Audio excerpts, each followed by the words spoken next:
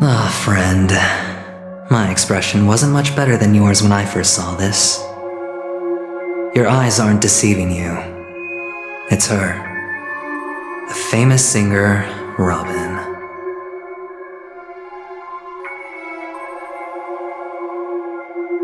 First of all, can I just say that this had nothing to do with me?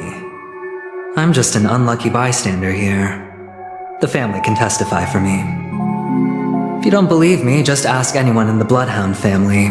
They hate me and they hate the IPC, so they'd never lie. This is not where the crime happened. What I showed you was a memory. The most basic light cone manifesting tech, authorized by the Garden of Recollection and owned by the IPC.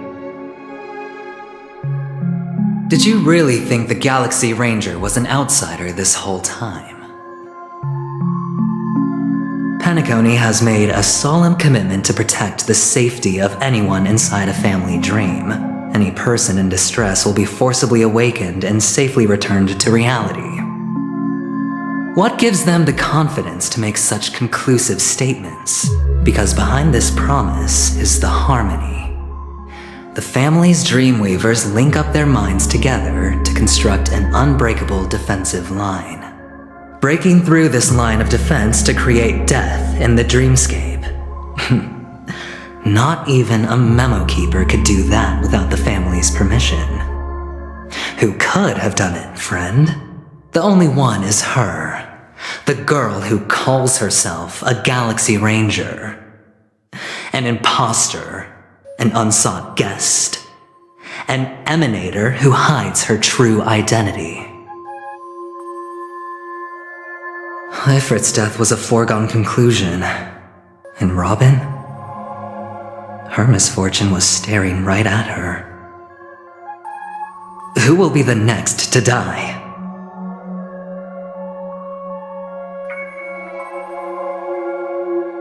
It's fine. Listen to your gut. Building trust always takes time, and I'm willing to wait. I just hope you realize that wherever that legacy is concerned, covert plans are already underway throughout Penacony. Everyone's got their own agenda. Careful you don't get stuck on the wrong side.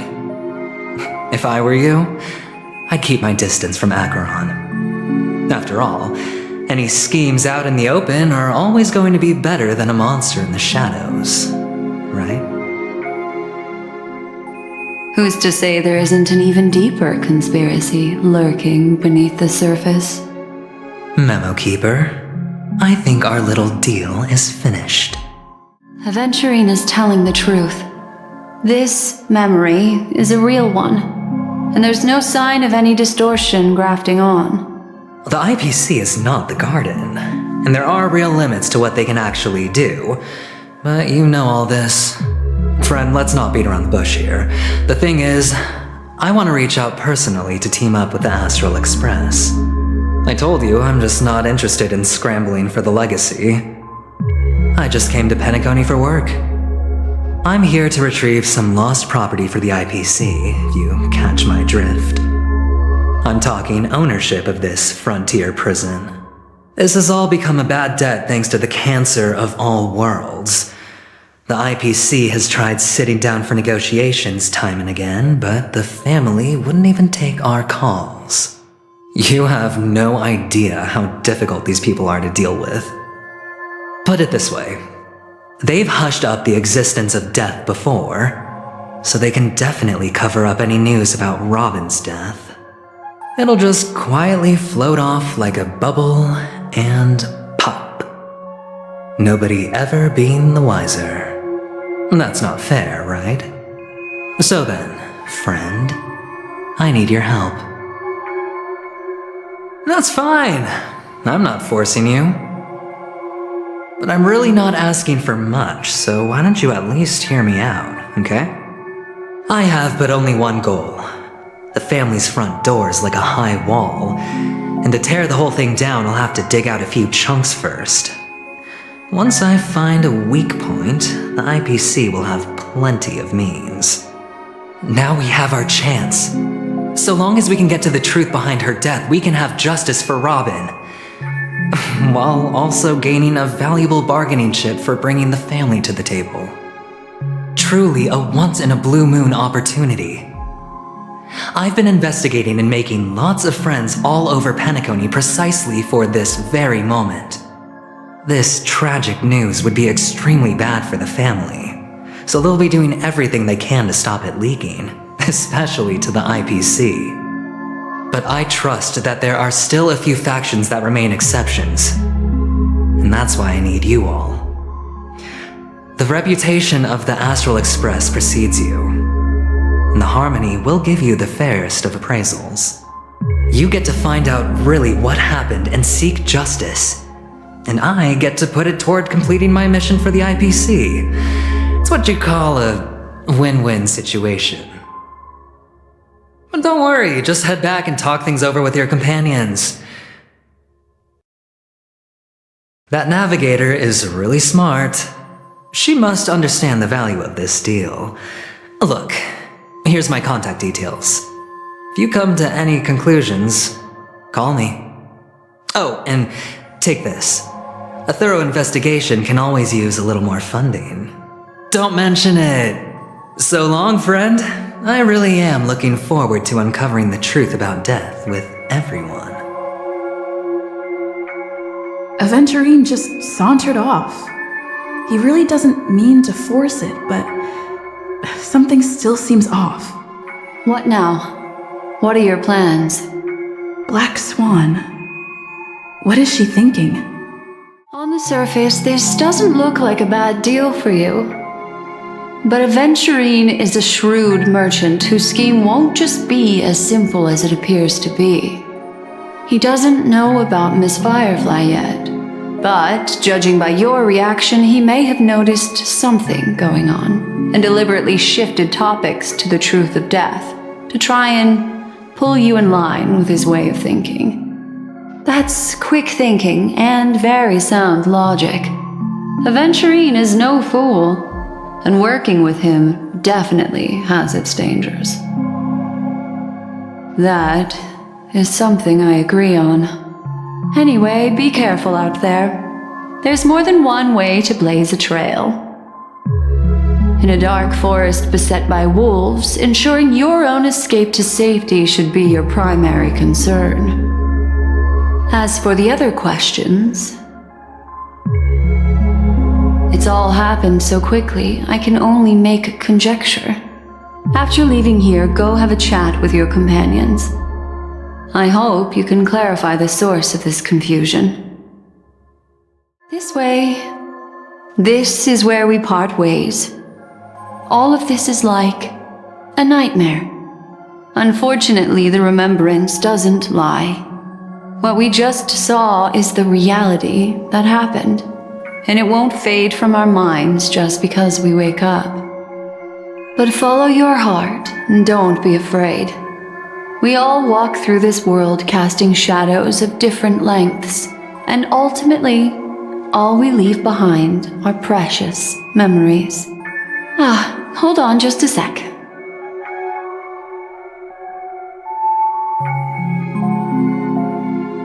There you go, a small parting gift.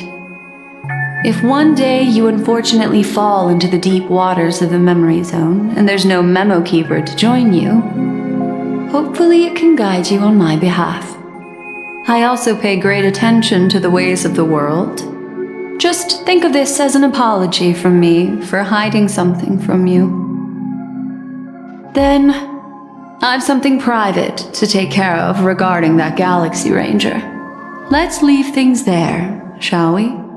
What fascinating memories will you bring for me next time we meet? I sincerely look forward to them. Better unsheath that blade now, Ranger. Do you still dream, Hunter? Of those slain by your hand?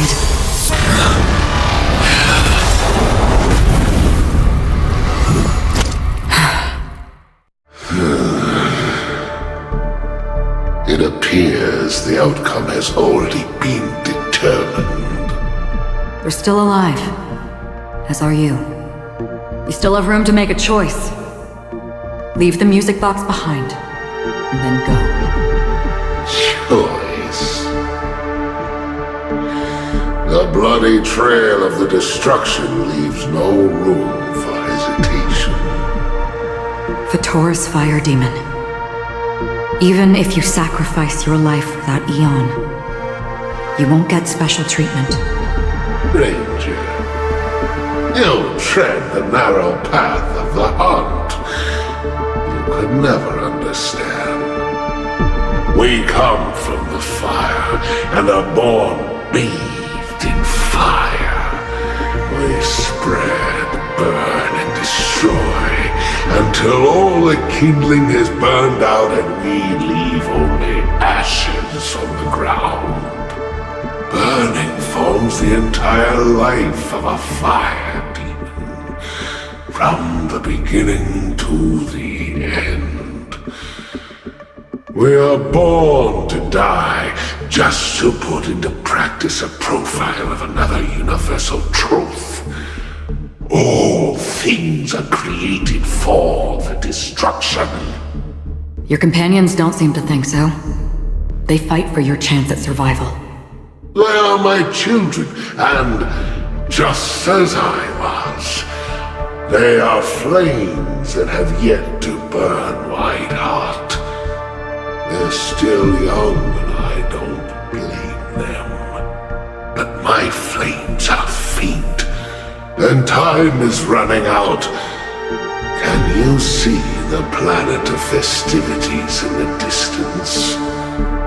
I plan to bring purgatory with me there, and before that, I must surpass you. Why? Because on the path they have forged, you have traveled farther than I have. Emanator. You cannot hide your true identity. Draw that sword, for we shall indeed remain here, bound to fight a decisive battle to the death, for I choose this. Destruction is intense, but brief.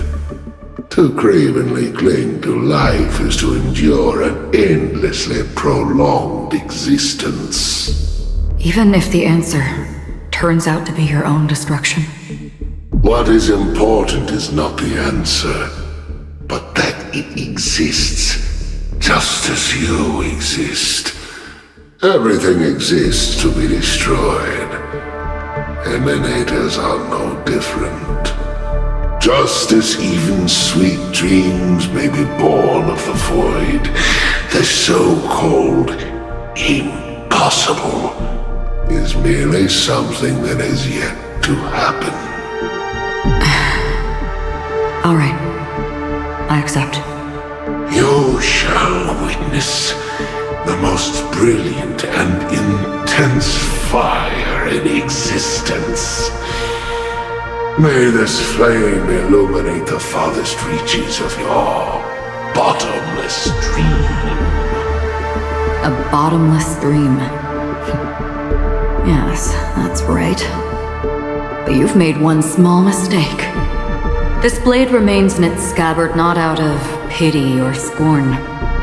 It's a personal secret that I don't want to disclose, but perhaps out of reciprocity.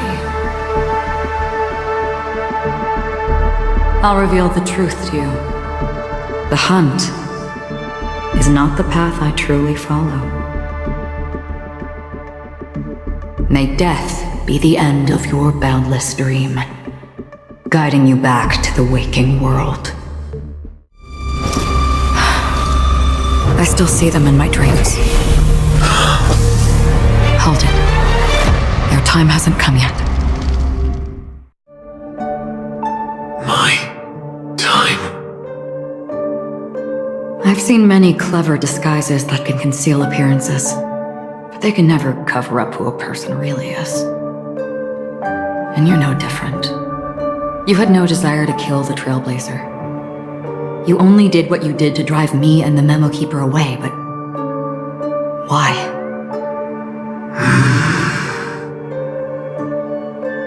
Did Destiny's slave make you do it? You know, Elio. I thought this is just the kind of thing that'd get written into your script. My script has always been brief. Other than that, anything beyond that is unnecessary. He knows my nature. There is but a single destiny from which no one can escape. And until then, I hold the privilege of choice. However, you appear to be ignorant of this, so it's time for me to inquire. Who exactly are you? Not your enemy, perhaps. That's not what I asked. I don't deserve your curiosity. Loners wandering the cosmos always have their secrets. Take me. I've also been wanted by the IPC, so it's little wonder I know something about the Stellaron Hunters. That's all. Maybe I can help.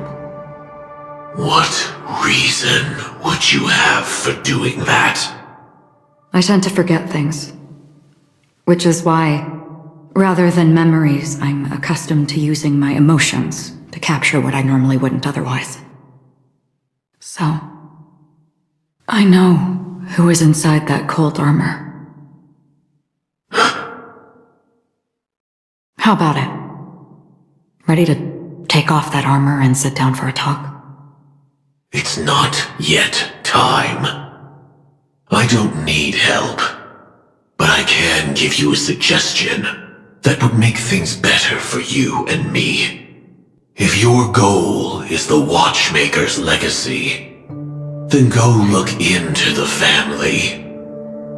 Not only are they covering up the existence of death, but they're burying the past and the truth about what happens inside the dreamscape. Already on it. And the Astral Express is no enemy of yours. I know that. I just never expected to hear you say it. What's next, then? The Trailblazer's been taken by Black Swan. Will you go look for her? No need for that. No harm in mentioning that Elio's only given me one instruction. Get all of the Astral Express to track down the Grand Legacy. I tried settling this in an easier and more direct way, but as you can see, here I am, confronting you.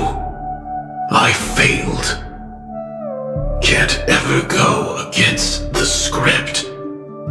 The so-called impossible is merely something that has yet to happen. That's it. Before we split, can I ask you one more thing? Is there anything else in your script about me? I'd like to know what kind of footnote I get to leave in that future foreseen by destiny. Unfortunately, not a thing came up. I knew it. Hang on.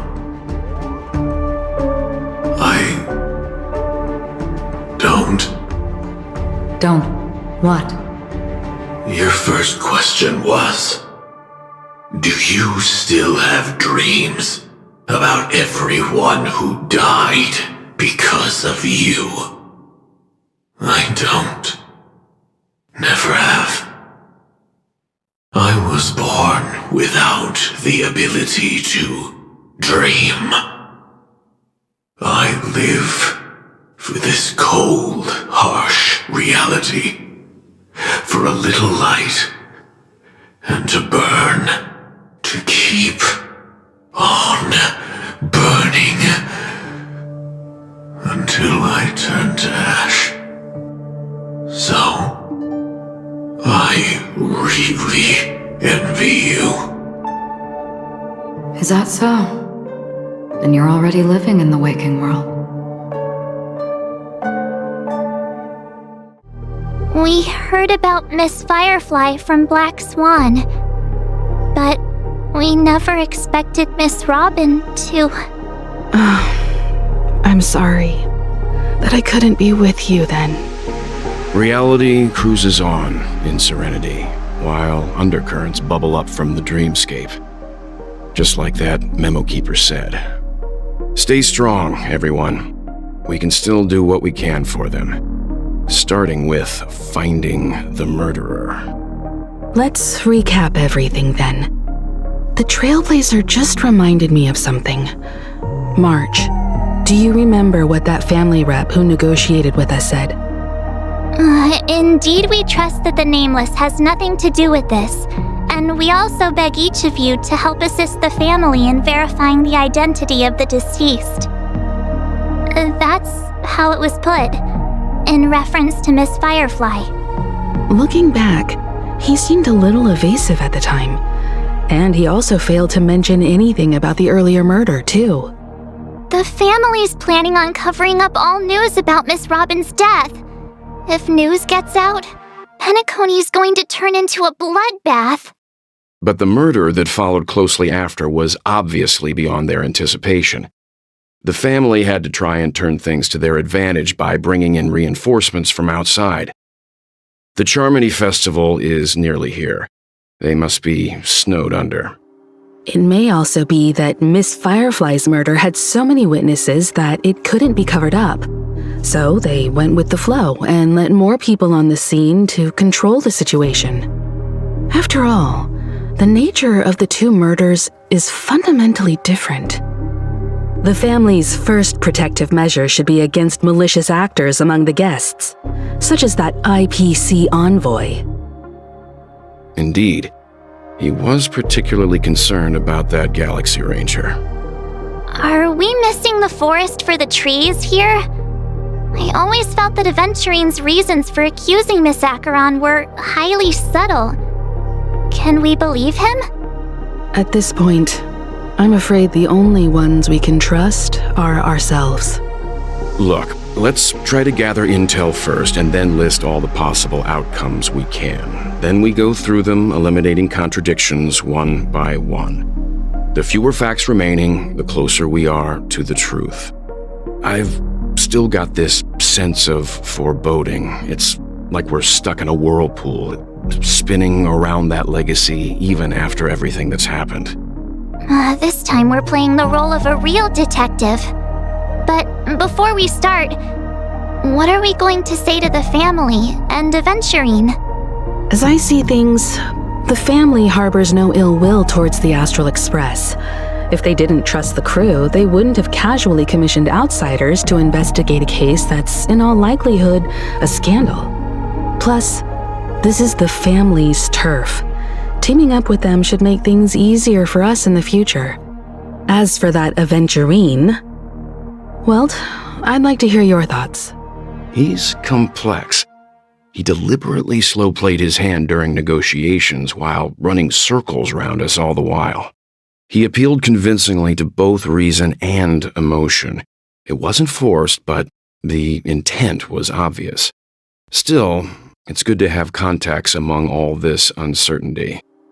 Aventurine showed his skills, and as far as our interests are aligned, he can become a reliable ally. We also need to keep a certain distance from the family. Never let them get too close. Teaming up with the IPC helps balance that out. If either side makes a move, we have the option to pull out. So you suggest accepting Aventurine's proposal to team up? Yes. It's risky, but we can only wait until both sides have played their cards before making any further judgments. I get why, but there's a whole lot of bad guys and girls around here, and I'm worried about getting stabbed in the back. She's been bullied a few times now, and I can't stand it anymore.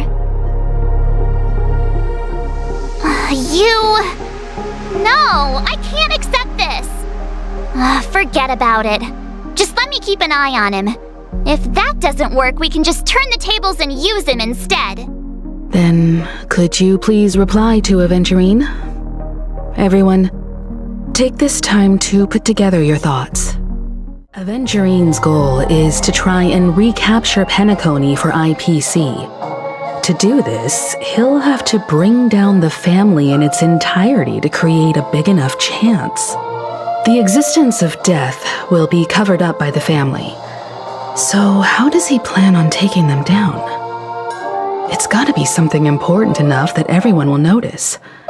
But it also can't be anything too out in the open. I was also considering this possibility. Especially because he respects you so much and has sought you out before a few times. Perhaps he's also unsure of your intentions and is probing you. I'm just speculating. In any case, we have to be careful when handling Aventurine. He's skilled at reading people and discerning the right moment to strike. Also, he's clearly a born gambler if he's willing to go all in to win. Aventurine said something that concerns me. He accused that Galaxy Ranger of killing Robin without any evidence whatsoever, but said nothing about her connection to that memory zone meme or why he was stalking you. It was a groundless accusation, which only serves to make him seem more suspicious. Maybe Aventurine's goal was never to gain our trust. Maybe he wanted to foster a feeling of enmity towards Acheron and make the situation more volatile. Two birds, one stone. However, I asked Dan Heng back on the Express to confirm that story about the Annihilation Gang and the lost messages. It wasn't something that Aventurine made up out of thin air. You've met her many times now. What's your impression of Miss Acheron?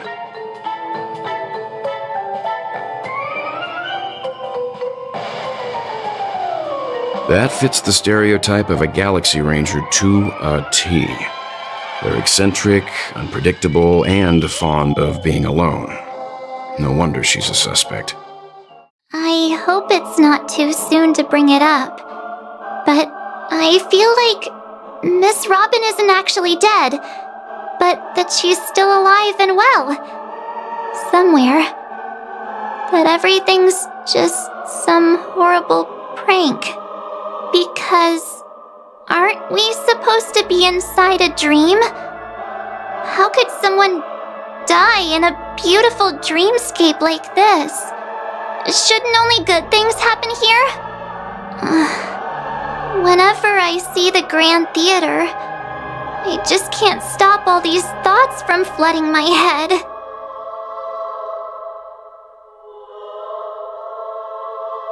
Yeah, of course. At times like this, we're so lucky to have our crew. The family and the IPC. Everyone has their own plans going on. Everyone's still having a great time out there on the streets. Nobody knows what's happened. It's all so unreal. As if Firefly, Miss Robin, and us we're all outsiders from another world. Aw, what a mess.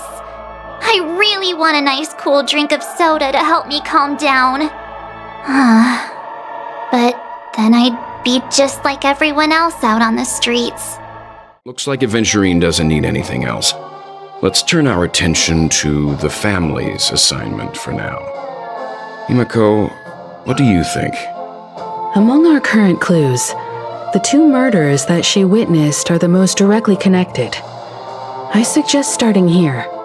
One thing I'm curious about is, if a person dies in a dream, what happens to them in real life? Seeing as we're at the family's behest, why not pop back out to reality and verify Miss Firefly's situation back at the hotel? Perhaps we could also make a few inquiries about Miss Robin while we're out there. How about we split off into two groups? There are still some things worth focusing on inside the dreamscape. I'll investigate those and we can link up again later. Worth focusing on? Oh. No problem. I'll leave it to you then. Huh? Aw, I thought I'd finally get to see Himeko and Mr. Yang go out on a mission together. Oh well. Take care then, Mr. Yang. I will. Keep in touch.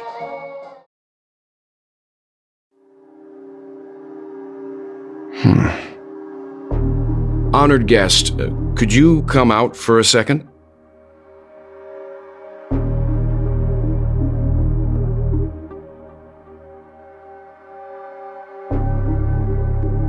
I'd be embarrassed too, getting stared at like that. Forgive me. My name is Welt Yang. I'm one of the crew members on the Astral Express. I believe you've met my colleagues. Welt. Is there something about my name? First, don't you want to know my name? I already do, Miss Acheron. You're a prominent figure in Penacony. What are they saying about me?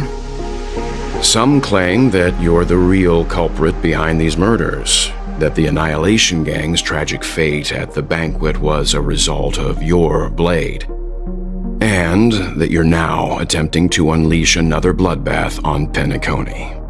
The Annihilation Gang. Ifrit of Everflame Mansion. Tragic fate. That Duke turned his dying body to flames and sacrificed his life as a martyr. He was a determined and heroic pathstrider. Not even a villain should be disparaged like this. And what's more, there were plenty of suspects invited. Do they really think that a blade is more dangerous than that black hole you're wielding? Keen intuition. Not even the family managed to point out the truth behind this cane.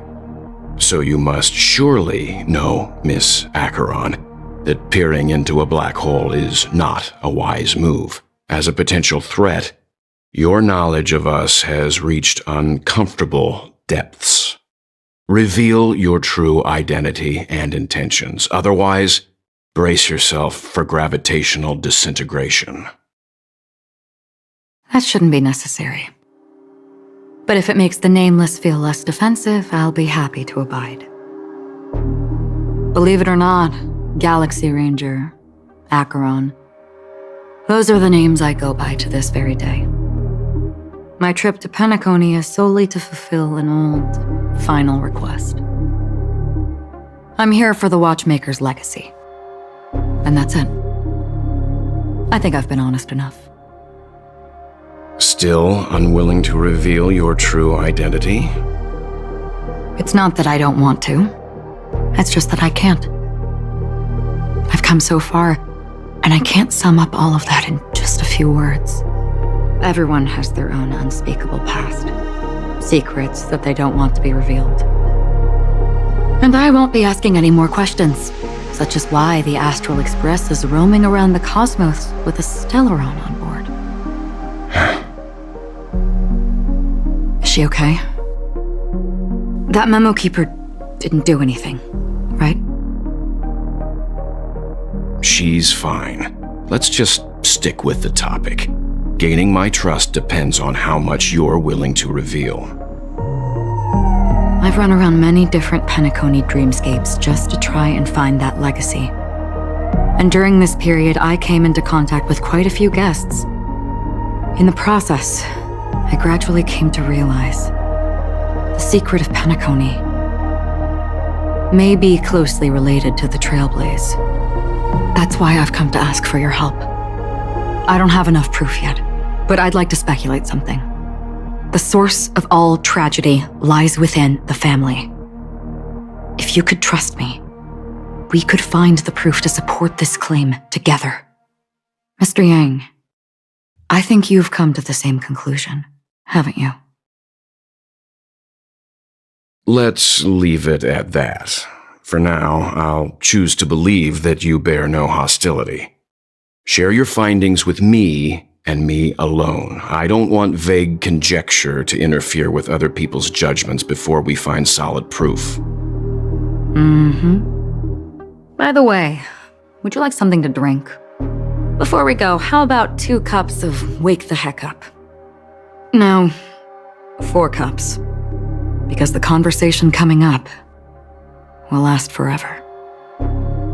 I've been watching her closely for a while now, and the first invitation was in the banquet hall of the hotel. She just sat in one corner, keeping silent, chugging down a couple cups of Wake the Heck Up. I told her it's a pungent, bitter beverage, not the taste of sweet dreams. Only for people allergic to Soul Glad. And she said, Really? But I don't taste any difference at all between them.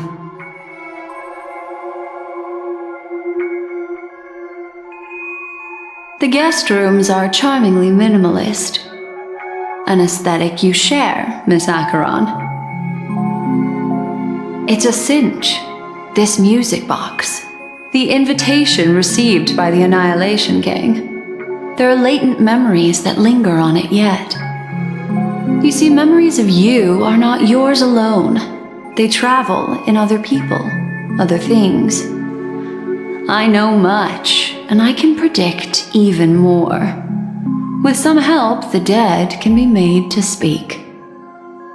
The Annihilation Gang, that band of desperados who all disappeared after meeting you. What exactly happened to them? Well, let me reveal all.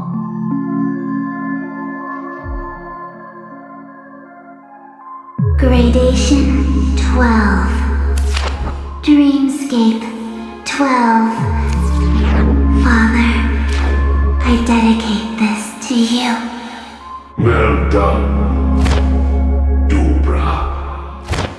Wherever they go, shall be met by annihilation. There it is. It's hazy, but it's Ifrit's voice. The other one is probably his progeny. This is the residual memory from when the invitation was first delivered. They were abruptly interrupted. Then, what happened next is... They sought refuge in a land of sleep, merely wishing for undisturbed rest away from the storms. Children of the flame, this marks your rite of passage. She won't be necessary. I alone am enough. When have those on the path of destruction feared death? The Everflame Mansion has set out on a journey. Those poor people, they have no idea what lies in wait ahead of them. Memory recovery is going well, but slowly. She'll be here soon, and time is short. There's nobody else here, so there's no need to be delicate. In fact, I think I'd better go all out.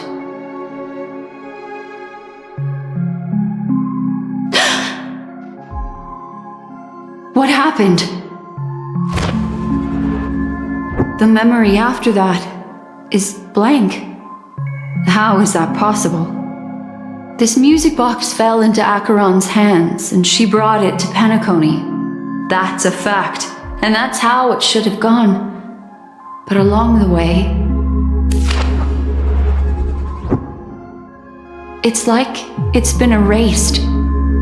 Who's done this? Who are you? Who are you? It's... No. Is this not a memory? Oh, a memo keeper. Do you serve the Garden of Recollection? Or the Cremators? My name is Constance. A pleasure to meet you. We were supposed to meet in Penacony and spend an unforgettable time together. But that seems unrealistic. Dolly is not welcome on the Banquet Star, and I don't need a coming-of-age ceremony. And you? I know what you're looking for. Want her secret? I can give it to you. And then, you can enjoy the banquet for me. I wish you unforgettable memories. Oh. A phone. Wanna listen in?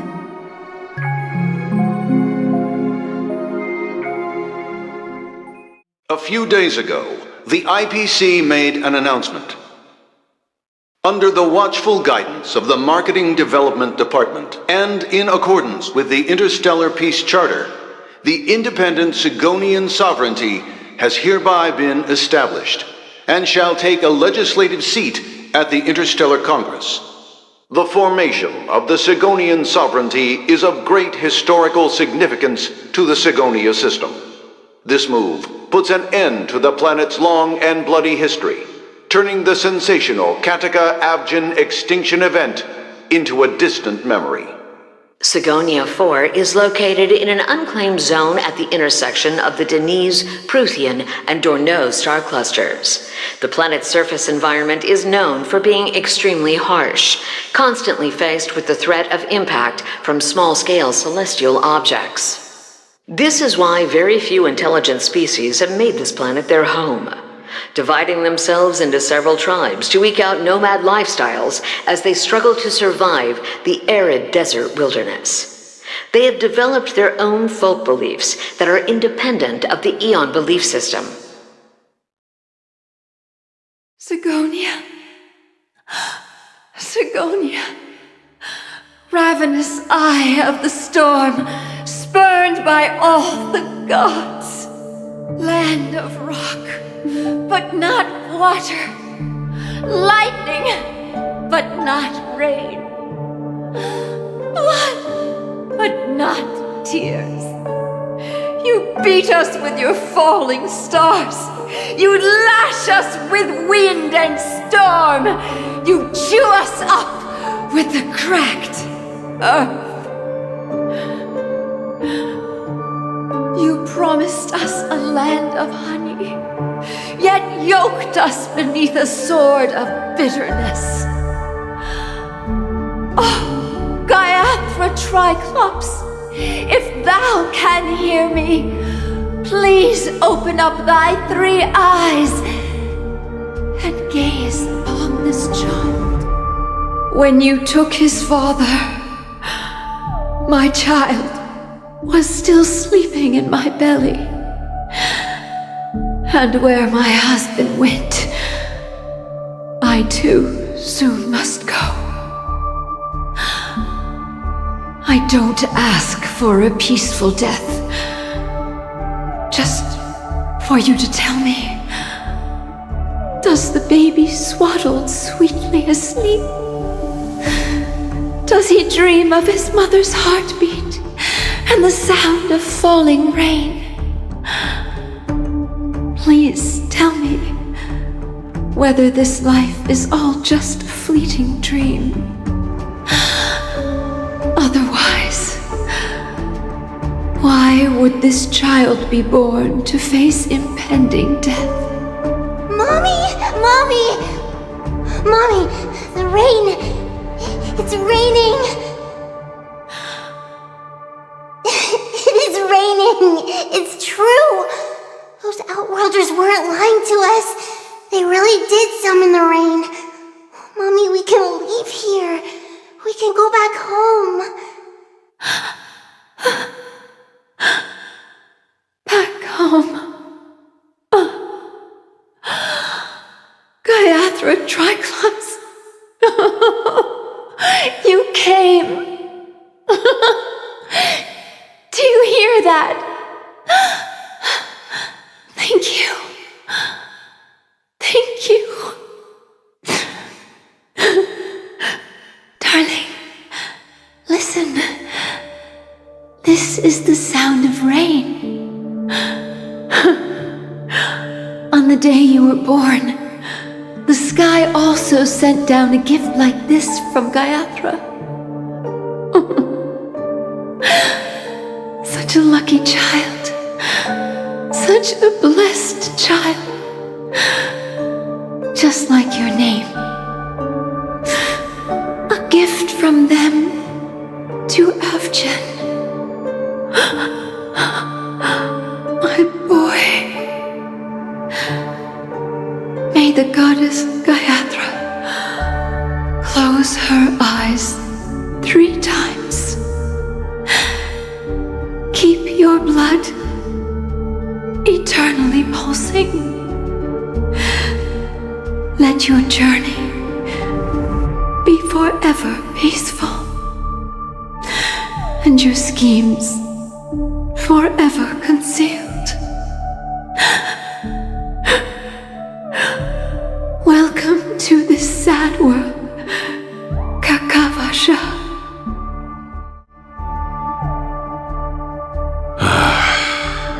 Time to wake up, gambler.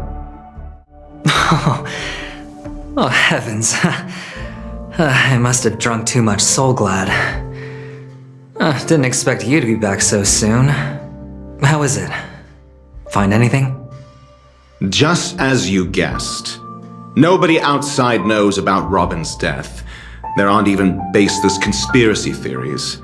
They're still streaming the rehearsal for her ceremony, using a stand-in, I guess. They must be dreaming. Of course. Who could imagine that death would actually descend upon the idyllic dream created by the family? Let alone that the victim would be the female lead of the Charmony Festival. To be honest with you, I didn't believe it. I even tested it a few times myself, until I discovered that I couldn't actually die.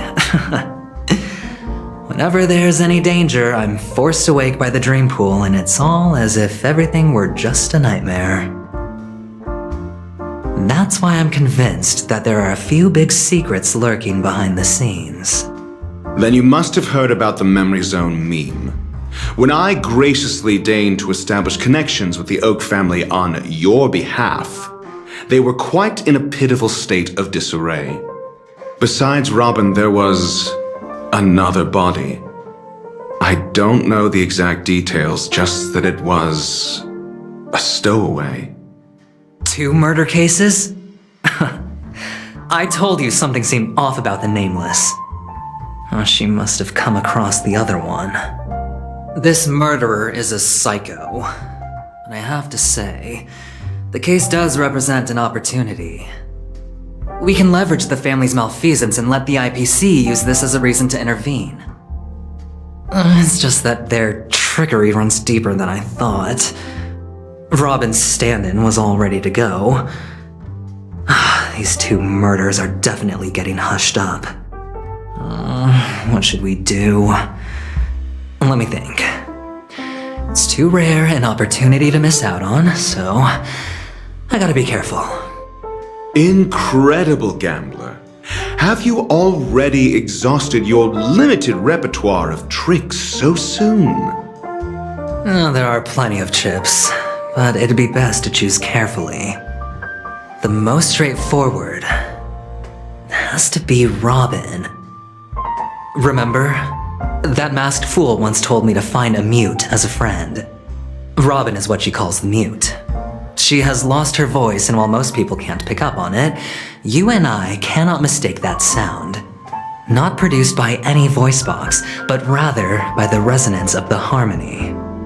If that girl hadn't gone hoarse from singing practice, there'd only be one possibility. Something was up with the family. Or Robin herself. To get to the bottom of this, I tried every way I could to meet her. But she died. Right before my very eyes. A complete and utter loss. Incidentally, it seems to have resulted in your rather undignified arrival on the interrogation stand. There were eyewitnesses at the scene, and the family, in their graciousness, has tentatively accepted your alibi.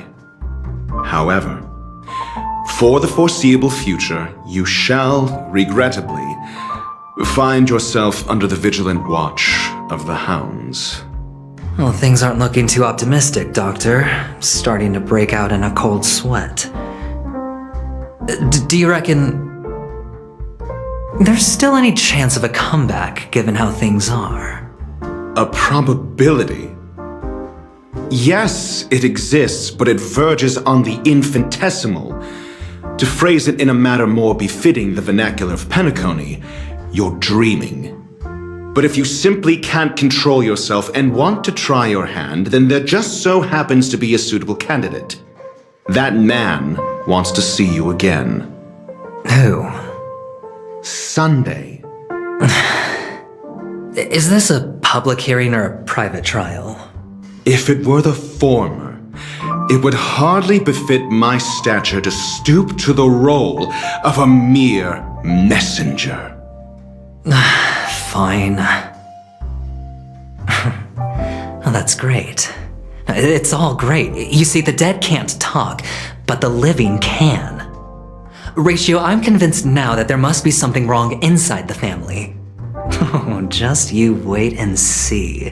That man's sister has died. He can't sit on his hands. Oh, without any further ado, let's set off. Lead the way. The show is about to begin. We're here. The Dewlight Pavilion is the Oak family's fortress and a place where heads of the families meet to discuss great plans for Penacony. Fortress? I like this metaphor. I dealt with the warlords of the Amanicus star system not long ago, and their synchronized orbital manor wasn't this heavily guarded. This mansion nominally belongs to Sunday, and is very befitting of its owner. Without his express invitation, the likes of ordinary guests would never grace these grounds in their lifetimes. Look around while you still have this moment of freedom. Hey, Doc, whose side are you on anyway? Who's to say I won't sell you out? We'll see. When we meet the authoritarian master of the Oak family, I'll pry an answer out of him. Follow me and I'll bring you to his parlor. Hold your tongue and let me deal with the members of the family. Hey, you two! That's a place of business. No entry! I was requested by Mr. Sunday to bring him the suspect. My name is Ratio. He should have mentioned it to you. Oh, I remember you. Veritas Ratio. Your punch virtual particle clock is impressive. Excuse me? The one on your head. Of course, it's nothing compared to my full pocket dimensional annihilating power armor of the Mobile Knights. Right, and as I mentioned, that fantasy raiment of yours doesn't exist. That's because you can't see it. Like I say, only family can see the glory of the Mobile Knights. Ugh, enough. Get going. Don't keep Mr. Sunday waiting. It seems like the idiocy index here is no better than it is out there. A dead end? The door is shut tight. Looks like we're on our own. I mean, there isn't a door. How did you get in before? For security reasons, the family built the administrative site deep in the dreamscape, with the mechanisms hidden in these nightingale statues. The direction of the statues can be controlled. On the previous occasion, an attendant named Kona had gone to the side room to verify something before setting the statues in the correct positions. Well, maybe we should do the same. Let's go and take a look. Of course, we can also use brute force. 6 nightingales facing in different directions. An obvious hint. But are these nightingales? They are. What's wrong? How can nightingales be so huge? They look more like torment eagles to me. There are no eagles in the 5 families, only nightingales. Why am I wasting time with you on this? Oh, impressive. So much for Mr. Sunday's reserved, virtuous image. Do you need me to remind you? We're in a dreamscape. No matter how grand the mansion looks, it'll not affect Penacony.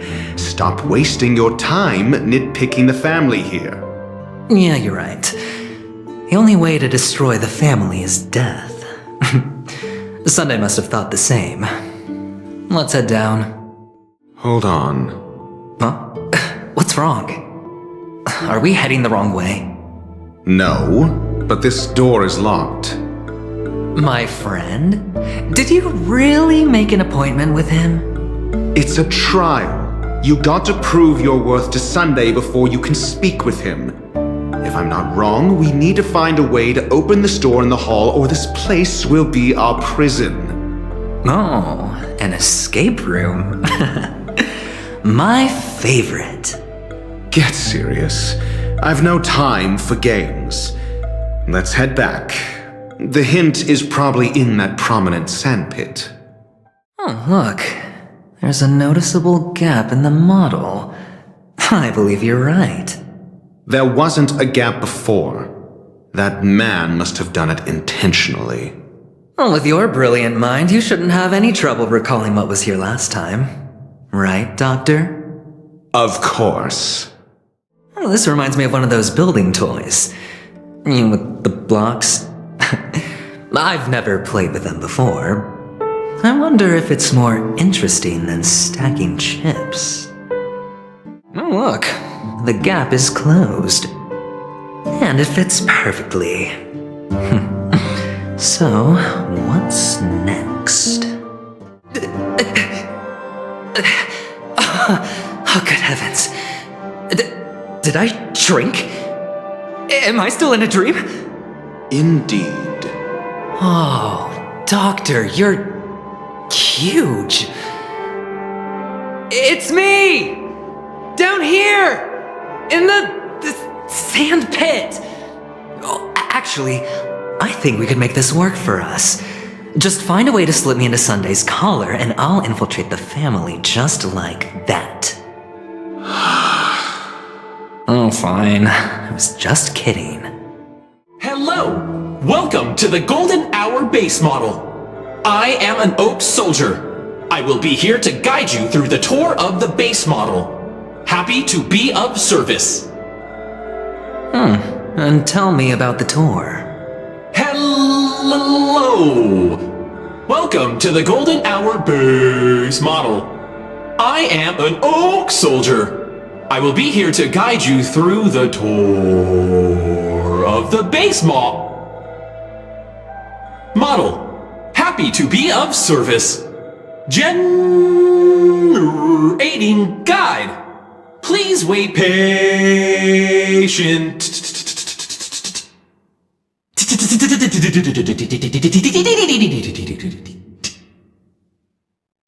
Found the nearest check-in spot. Please look behind me. A capsule machine model.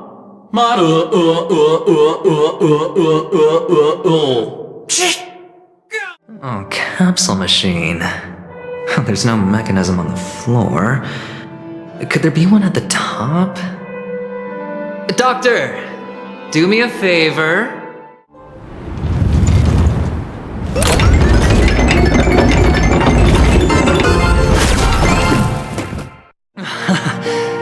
Oh, great.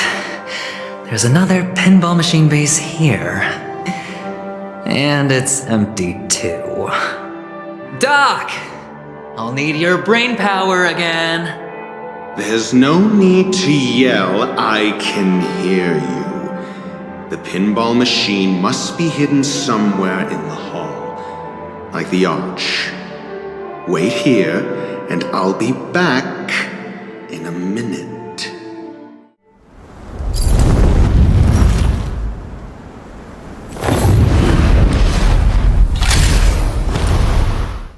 It's a pity you made it out of the sandpit alive. Sunday is just beyond this door. From my limited understanding, he's not someone easily handled. Are you prepared? Yeah, only I believe he's the one who should be prepared to face me. Tell me about your plan. I don't have a plan. I'll just play it by ear. There are only two kinds of bargaining chips when dealing with people. Benefit or fear. Looks like sincerity isn't in your dictionary. Am I not sincere enough? There's no need to emphasize it. We've got to make good use of death. That man's sister is dead. He won't be able to turn a blind eye, and that's fear. And I'll help him find the murderer. He can't do it due to his status and position, but I can. And that's benefit. On what basis do you believe he's incapable, necessitating the delegation to someone from a rival faction? The IPC? Simple. Because that murderer could very well be a traitor hiding inside the family. Do you mean the Galaxy Ranger whom you accused previously? That was just an excuse, good doctor. There's something wrong with that woman. We need someone who can keep her in check. It's better to minimize the variables outside our control while we execute our plans. Moreover, I need to know her identity. If I'm lucky. She could be an important pawn. And it's good to have more helpful friends when dealing with this matter. But honestly, the murder case is likely unrelated to her. I believe my standpoint. There's a rat in the family. Otherwise, why would Mr. Sunday arrange a private meeting with us? This isn't an interrogation, but a secret negotiation. We'll see. Using Robin's death as a bargaining chip, I'll win back my freedom and power. In the end, I'll ruin this beautiful dream and create the grandest death. If the chance of winning is just beyond this door, even if that chance is close to zero, well, you can't win if you don't play, right? Ah, the charming audacity. To think that you, of all people, might emerge victorious, dear gambler. 3 chips are enough. All or nothing. It seems my puzzles are too effortless for you, IPC Ambassador. I appreciate your words. And I see you put a lot of effort into welcoming me, Mr. Sunday. However, this is no way to greet a guest. Well, this isn't an invitation, but a summoning. Before we speak, I need to test your character. I imagine this knowledgeable doctor friend of yours has been of great help, yes? Certainly. You ought to know this better than I do. He's already faithfully fulfilled his duties, hasn't he? Yes. The doctor has assured me of your noble character. He considers you, like himself, a virtuous person who can be trusted by the family. I have come to know you very well as a person, Mr. Aventurine. You're diligent, generous, and willing to cooperate. The fact that you succeeded in overcoming many obstacles just to meet me gave me the reason to believe in your wisdom and courage. But there's one thing I must ask you. That is, you've used your wisdom at the wrong place to meet the wrong person and put yourself in a situation where you shouldn't be, witnessing a tragedy that shouldn't have happened. You don't look too well. Am I making you anxious?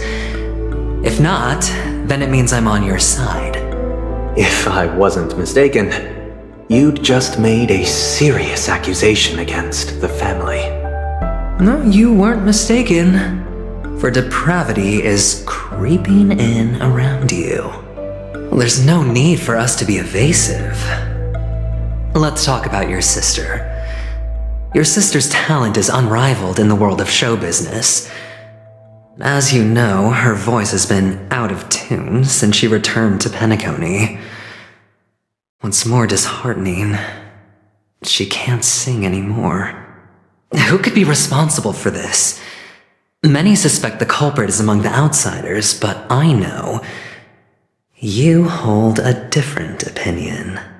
Now your noble status has become a shackle, preventing you from apprehending the murderer and avenging your sister's death. You're feeling anxious because you're out on a limb. But don't worry, I'm on your side.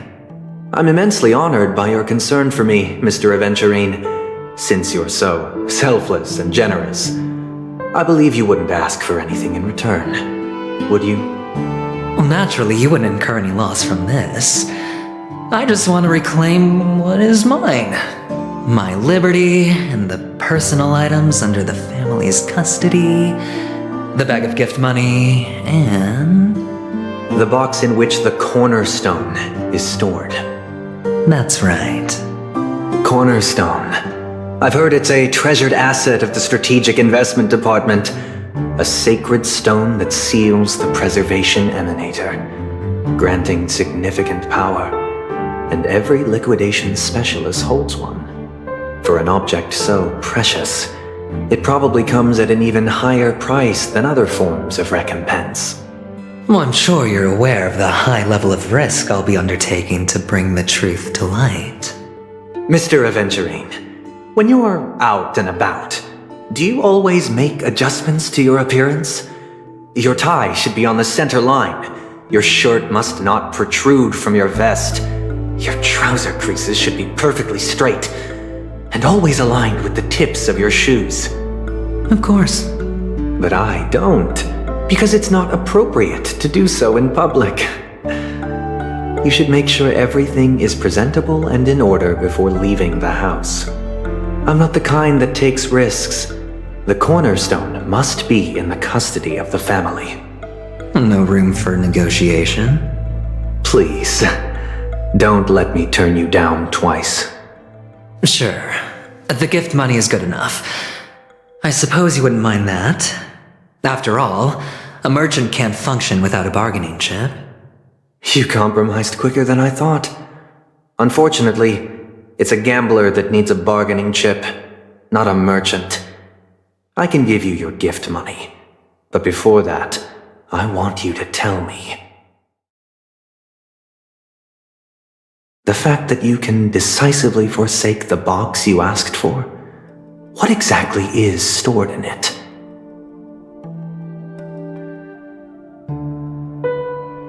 Oh, triple-faced soul, please sear his tongue and palms with a hot iron, so that he will not be able to fabricate lies and make false vows. What have you done? Under the light of the harmony, all wickedness is revealed. I implore them to shed their light, and I'll ask you questions on their behalf. Next, you have 113 seconds to prove your innocence and gain my trust. And if I refuse to answer? You can try, and we'll see if the harmony rejects you.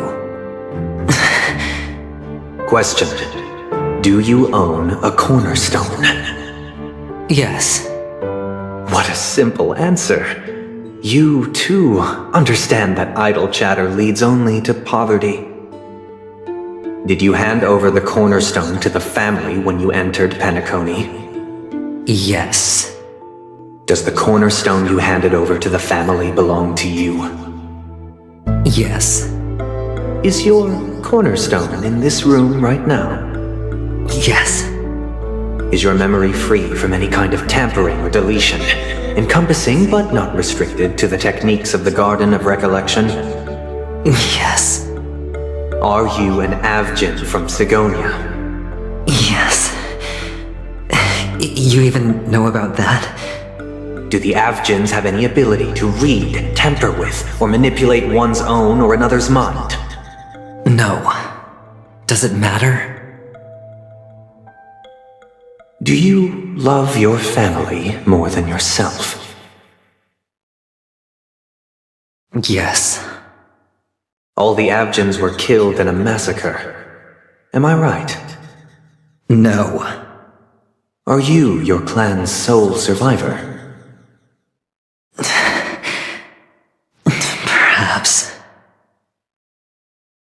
Do you hate and wish to destroy this world with your own hands?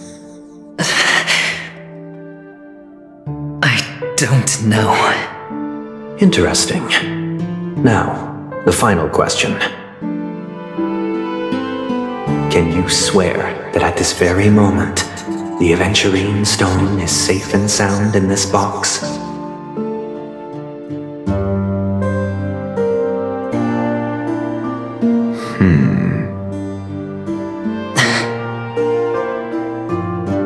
Of course. Looks like we can get an answer. Open it, Mr. Aventurine. It's your last chance to defend your honor.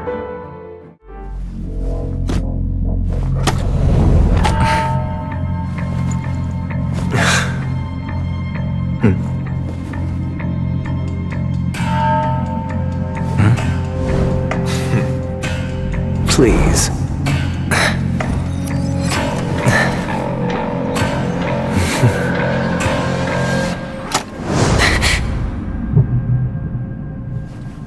Are these what you're looking for?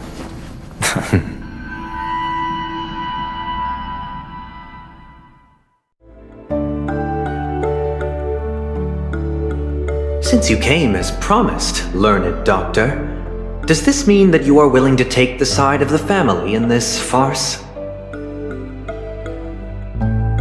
What makes you think you can convince me?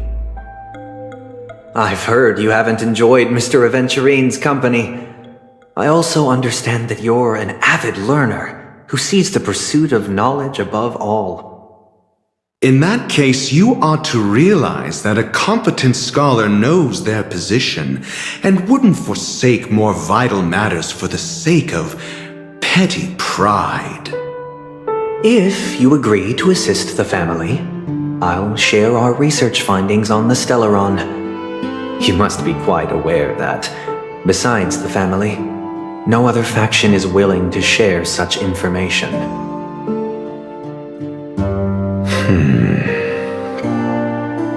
Cut to the chase.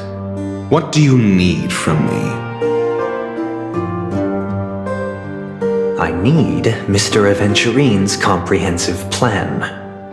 Haven't you confiscated his cornerstone? You can't expect a featherless bird to take flight. But I've also heard the 10 elites in the Strategic Investment Department have united, progressing together in the interests of the IPC. You'll have to speak more clearly than that. The cornerstone, which Mr. Aventurine surrendered. Was it really his? You question whether he would entrust you with someone else's cornerstone. The 10 Stonehearts aren't as united as you think. Cornerstones are significantly more precious to them than their very own lives. But you know that he's a crazed gambler.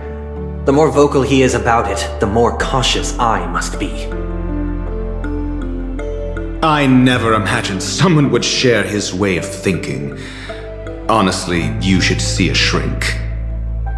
Bring it. The box containing the cornerstone is unique, and only IPC senior staff and related members can access it. But I happen to be among them.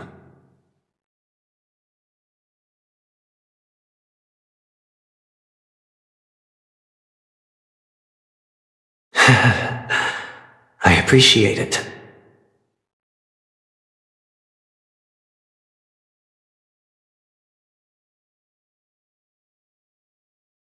Unfortunately, your guess is correct.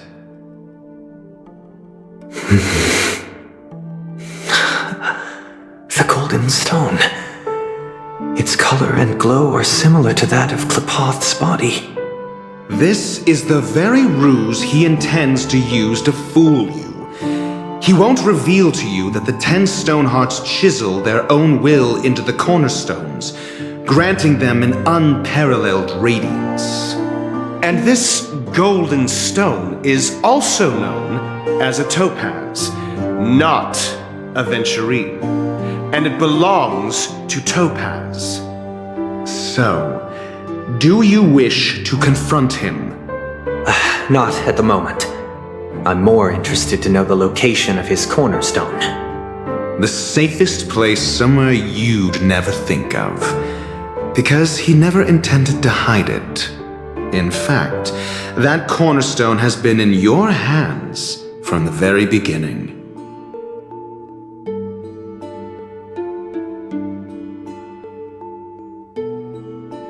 I see. This bag. Mixing a cornerstone, more precious than life itself, with a bunch of worthless jewels, disguised as a gift of money waiting to be confiscated, is indeed in line with Mr. Aventurine's style. Then he makes up some trivial excuse, downplaying the matter, and requests the gift money. This is a gamble, one he's all too familiar with, betting on your single misstep, leading to a total loss. Learned doctor, I am grateful for your help. The family will surely reward a righteous person like you. As for the villain, I hope he retreats in humiliation. It was all thanks to your friend with a keen eye that I could add a blot of utter failure to your storied career. Ratio, you wretch. Finally shown your true colors, huh? Oh, and just to remind you, you currently only have 17 system hours left to live.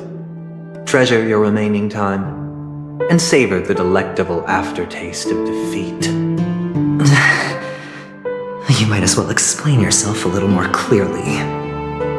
What I performed on you just now was the Harmony's consecration. You were to show allegiance beneath the illumination of their grace. Yet you acted willfully, uttering nothing but falsehoods, transforming the consecration into a trial. I genuinely see no reason to absolve you from it. Is this what the Harmony represents? Is it built upon constraint and coercion? You misunderstand, Mr. Aventurine. Punishment is meant for the irreverent, but I have seen your resilient spirit, and thus I offer you the possibility of a new beginning. Throughout these 17 system hours, you will be unable to escape the dreamscape, or contact any of your companions. You only have 2 paths before you, and it all depends on whether you can complete my test within the time limit. Should you succeed, you will be able to coalesce into the Harmony and be with your family. If you fail, you will suffer the wrath of the Eternal Centurion and fall into an abyss of doom. Sounds like I'm gonna end up the same either way. I indeed do need a servant to help me uncover the evil hidden in the family from an external perspective. I will purge the evil from the inside and bring the real culprits to justice within 17 system hours. When the time comes, compare your findings with mine.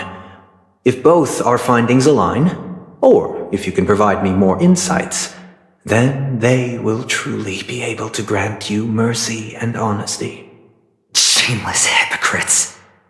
You took everything from me and still demand the truth? That isn't fair. Your carnival reeks with the stench of cash. Nothing is achievable without it. This is meant to be an act of personal virtue, not requiring the family's support. Your bag is over there. Do as you please. I believe you can trade this bag of worthless jewels for everything you need. That's what gamblers excel at, isn't it? Off you go, Mr. Aventurine. You are free.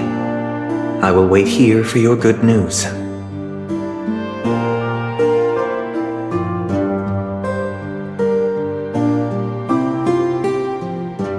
This meeting isn't an interrogation or a negotiation. It's an outright execution. Why would I do that, Mr. Aventurine? I'm just wondering what a passerby who stumbled upon a scene of a murder could have found out. That's all. By the way, before you go, I have a personal question. What is it now? Do you truly wish to bring about the destruction of this world? Kakavasha! Where did you go? Oh, are you injured? I got it back, sister. You went to look for them? That's too dangerous. It's just a necklace. It's neither food nor water. We can survive without it. But I can't live without you, little brother. Promise me not to look for those catechins again, okay? Sister, don't be afraid. The catechins are fools, but I'm smart. I played a game with them, and I won. Won? What happened exactly? Tell me. I made a bet with them. The two birds in the desert and me. Who will die first? I won. They suspected me of cheating, but I didn't. I won fair and square. Of course you'd win. You've always been a lucky child. Gaiathra Triclops must be watching over you. But that's no reason to push your luck by going up against those bloodthirsty, cruel catechins. Have you forgotten how Mom and Dad... Look, this is just a necklace. But Kakavasha, you are my only family. I'm sorry, sister. I thought you'd be happy. Because Mom left you this necklace. There'll be no next time. It is important, but not as important as you, my dearest brother. I don't blame you, but you must remember what Mom said. Pain and poverty are the trials of Gaiathra Triclops. She has also granted us a chance. And that's your good luck, Kakavasha. Your good luck is the most precious wealth we, all Avgin, have. You're a child blessed by Gaiathra Triclops and can lead the clan to happiness. So always remember to protect yourself and never resent the pain and poverty you're going through. All right? Listen to me and swear to Gaiathra Triclops. Okay. I will swear to Gaiathra Triclops to protect this wealth. But sister, if Gaiathra Triclops was really watching over us, then why did she not protect Dad when he was swept away by the quicksand? After all, Dad went to the Catechins' land only to prepare for Gaiathra Triclops' offerings. And where was Gaiathra Triclops when Mom was shivering in our arms? Mom was still pleading for Gaiathra Triclops' forgiveness under her breath until the moment she closed her eyes. Sister, everyone praises me for being smart, but I don't get it. If every rainpour was Gaiathra Triclops' forgiveness and grace, then how bad were our sins? So much so that we were born in this world of death? Excuse me.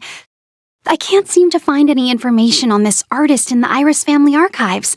The photo you provided also doesn't show any matches. Just as I thought. I'd like to ask, what kind of traces do people leave when they enter a dream? Are you referring to the records when you enter the dream pool? The equipment will monitor physiological indicators such as heart rate, blood oxygen levels, and body temperature in real time. This data will be included in statistics and handed over to the family for the screening of any data anomalies. Immediate action will be taken once any illegal behavior is detected. Please rest assured, your vitals are monitored in case of emergencies, allowing us to wake you if necessary. This is all for the safety of our guests. Can I trouble you to access the records? I apologize. The hotel does not have access. This information is managed by the Bloodhound family. We can only gain access if there's a problem. Looks like nothing can be found here. At least we know who to look for next. We can ask the Bloodhound family for information. Thank you for your assistance, Miss Allie. By the way, is Miss Robin doing fine? We are looking forward to her performance. Fine? What does that mean? Is there something wrong with Miss Robin? The preparations for the Charmony Festival have been proceeding smoothly, so I guess things are pretty good. I believe she will be able to put on a spectacular show for all of you.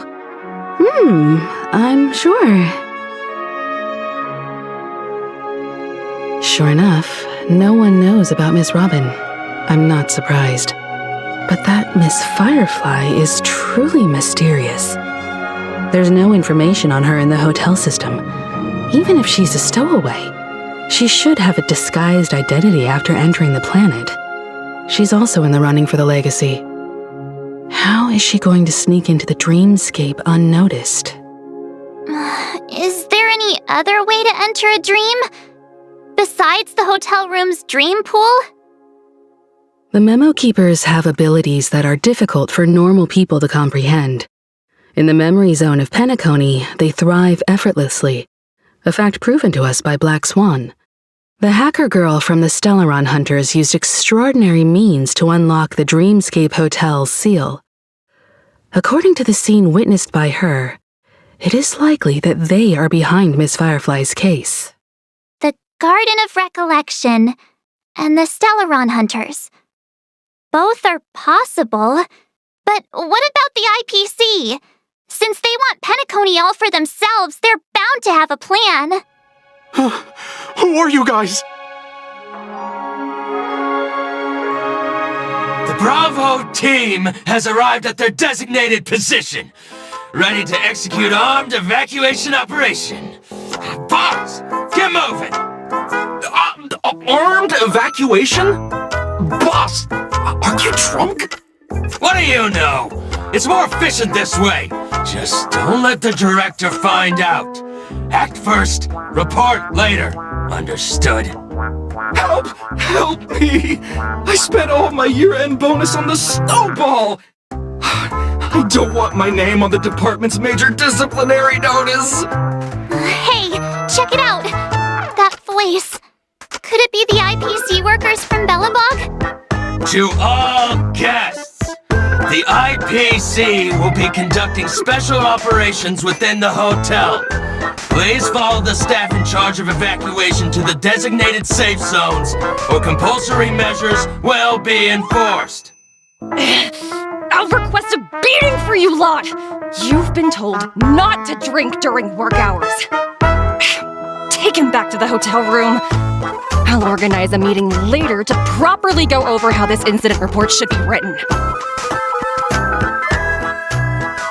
Miss Topaz? I never thought I'd run into you on Penacony. Oh, long time no see, Astral Express crew. Aventurine has told me a lot about your happenings. Huh?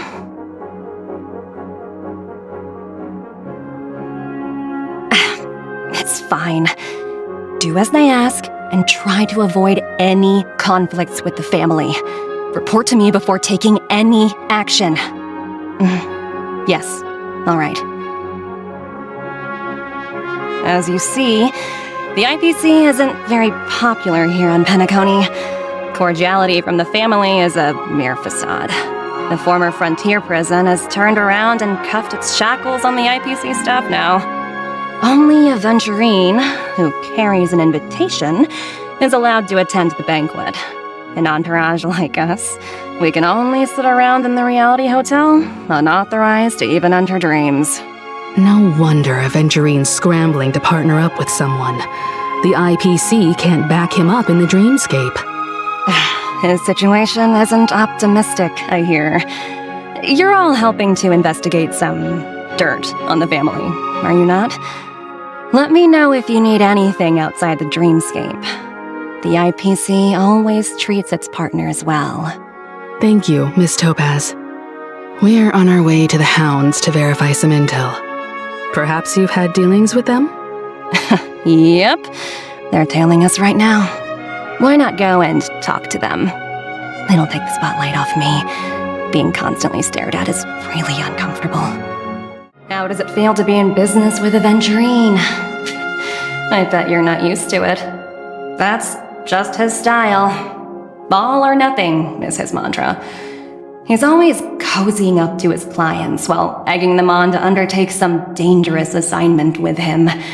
But everyone has their merits, so I won't comment further. But Aventurine's luck has always been good. He's always closed all his cases without a hitch and basically never lost a gamble. Which is why, on the issue of retaking Penacony, I'm watching with keen interest. Of course. It's business after all. What's important is where you're seated at the table.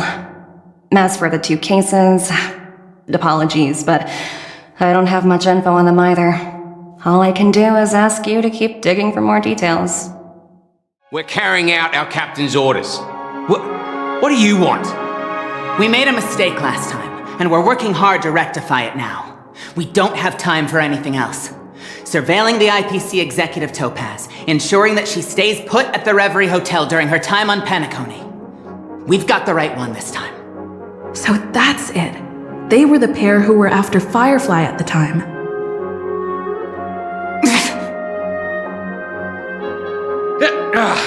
It's you again.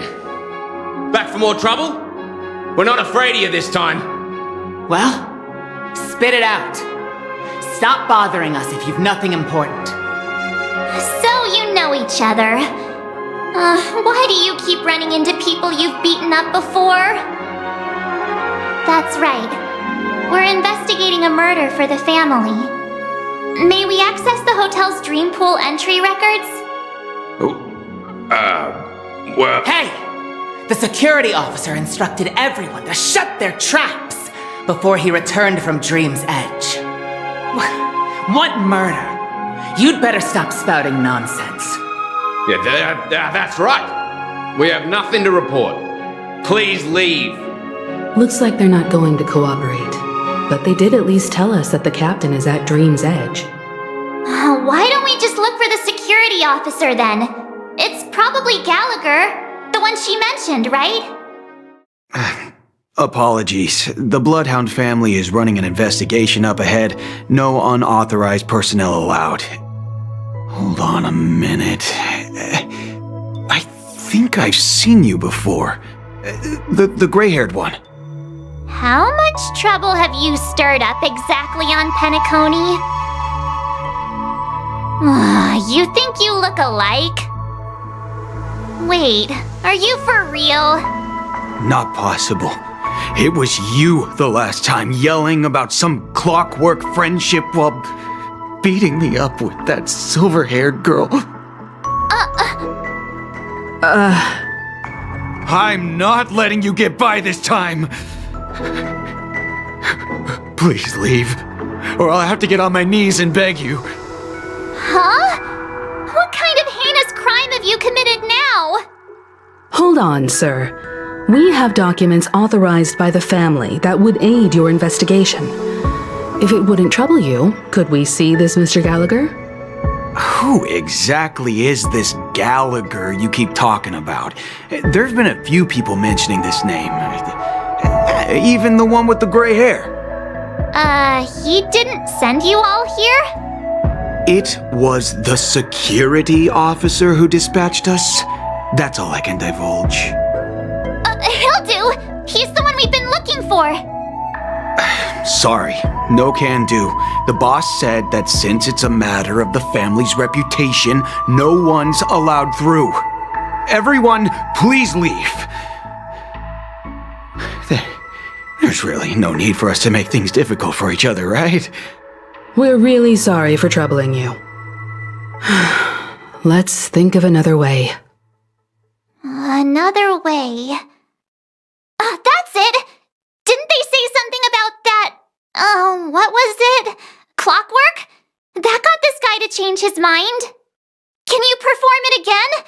That, clocky magic. It's not bad if we're resolving a misunderstanding. Please? Am I destined to relive this outcome? Looks like you and I have been plunged into a cycle of despair. Oh, what's he talking about? However, this time, I will sever the chains of tragedy. The only way any of you will pass is over my dead body! He doesn't have to be so melodramatic, does he? Looks like he still doesn't want to budge an inch.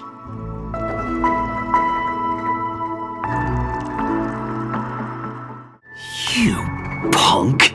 Why can't you understand the words that are coming out of my mouth? The security officer's word is absolute law. I've told you that place up ahead is off limits. To wind, to rain, even if the Dream Master was here, they aren't getting in. Did you not hear me? Even if the Dream Master was here. We'll talk about this if the Dream Master is ever here, and it's just a metaphor! A metaphor! Don't you get it? Oh, I'm warning you. If you keep insisting, I'm gonna have to show you my true power. He looks kinda angry now. Should we? Humans will never understand one another. Oh, great. Even if Klapoth were here, they wouldn't be able to protect him. There is no meaning to death and defiance. Why do you not understand? Sweet Dreams Troop, charge! Teach them a lesson they won't forget! You lot insist on doing this. Sorry, but human lives and the family's reputation are at stake.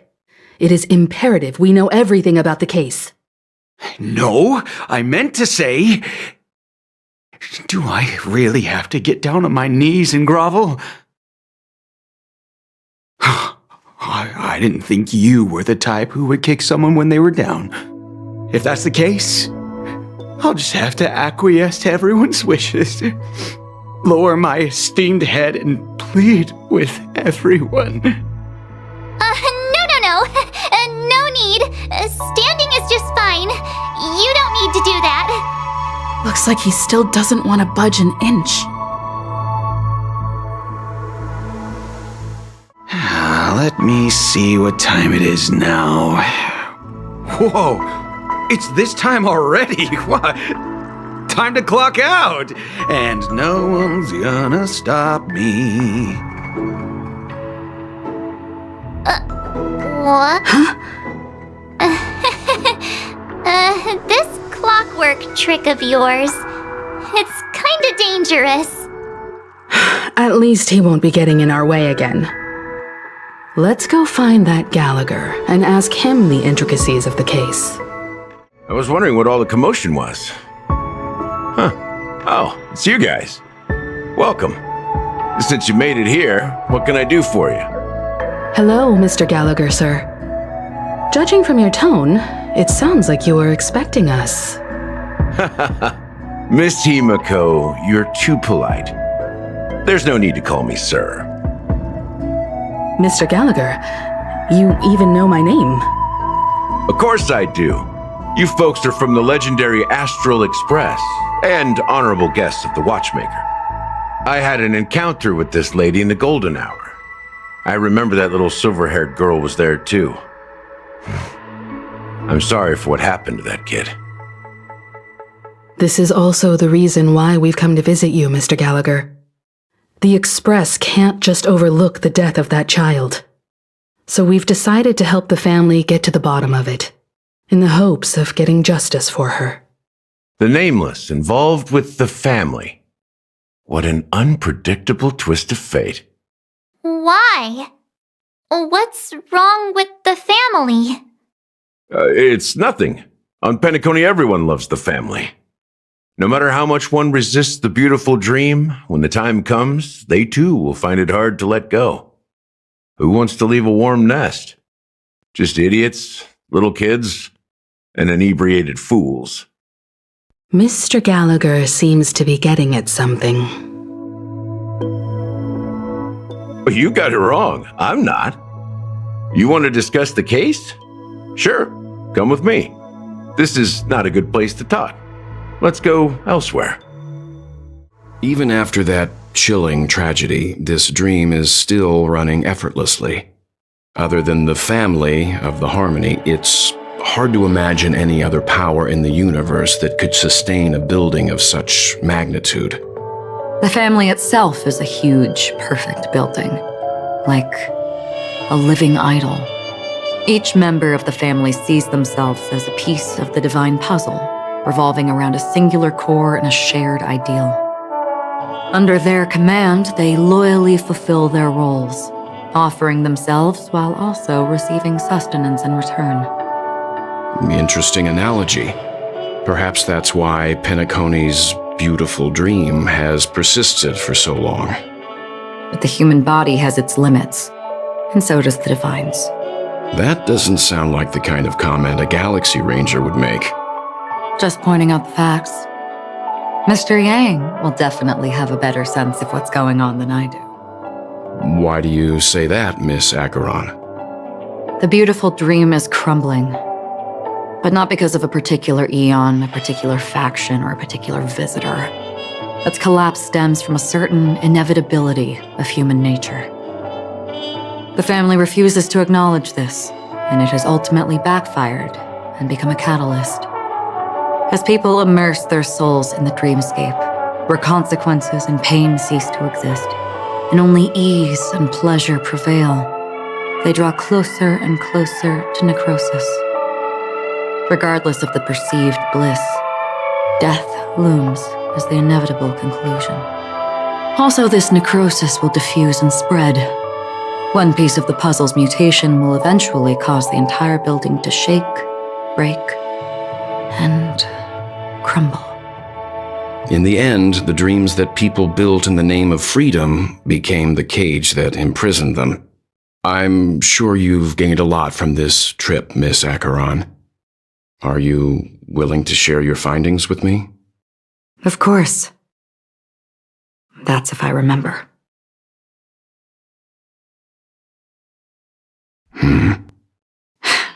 Don't mind me, it's just a habit.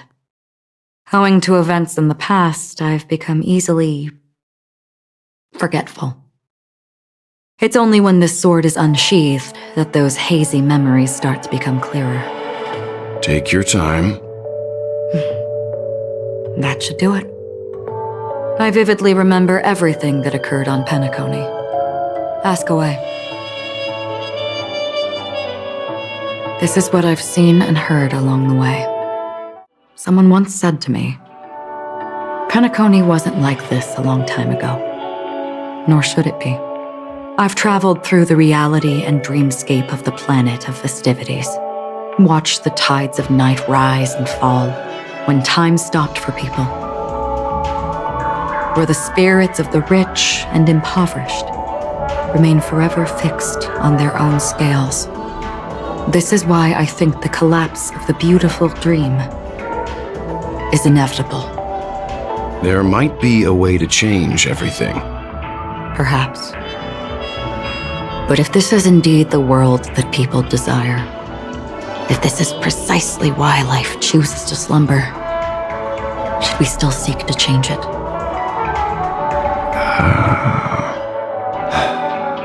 Miss Acheron, now it's my turn to share a story with you. There was a man from my homeland who, at a time when the world was grappling with deep, unhealable pain, made a choice. He wove together the dreams of everyone in the world, linking people's dreamscapes, and shouldered this burden himself. From this, he created a giant, a spiritual Adam. And since that moment, the giant stood between heaven and earth, becoming the pillar of the world's existence. As a price, those who found it hard to move forward, who could not advance, forever lost their future. They slumbered in a dream, devoid of disaster and pain, living out their days peacefully in the man's created utopia. And it is because of the wishes of those people who wished not to awaken that this spiritual atom became unbreakable. And yet, you stand here right now, which also means that man failed. Because people must always move towards the future. Even if human weaknesses make them pause when they truly cannot move forward, humanity will eventually seek a way to save itself. And that man, he was never a failure. Like everyone in that world, he etched the possibilities of human nature into his heart. He was the sun chaser of legend, soaring towards the sky and embracing his final victory with his fall. He ascended to heights uncharted, only to come face to face with the sun, a place not visited by anyone before. His wings would melt because of it, only for him to fall into the sea. And after that, countless others would surpass him, soaring to even greater heights. A fitting metaphor for the Nameless's trailblazing spirit. Thank you, Mr. Yang. I know what you wish to confirm. The universe has innumerable similar, yet different worlds. In these worlds, there are innumerable people who look alike, yet don't. I too have embarked on journeys, encountering old friends with familiar faces on different worlds, witnessing their destinies follow paths similar to mine. So I will tell you, even if not completely similar, the story you just told, it overlaps with my past. And within that abyssal dream, I ended that man's life. Alone.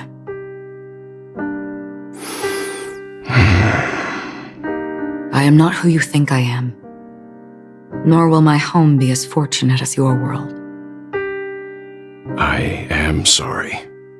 It's fine. I don't mind, so long as I can alleviate your suspicions.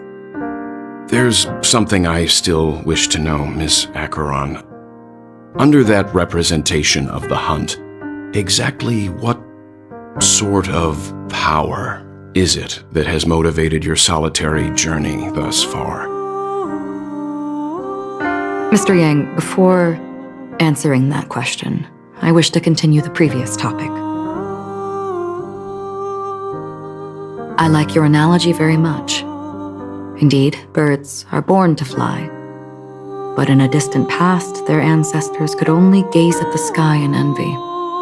They saw that faraway ray of light from above the heavens, piercing through the clouds and blanketing the earth. And so, time and time again, generation after generation, the birds spread their wings and took to the sky, attempting to touch its ceiling, all because the sun was there. Then, what if the last bird finally soars into the sky, only to realize that the end of the light is not the sun, but darkness? Then why, exactly, do we even walk towards the light?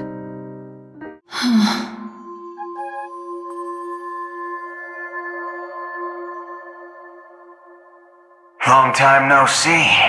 Having fun on Penacony? This voice, it's not Constance. Could it be her companion? Though I don't know exactly what you are, or what you're up to, my bullets will find you.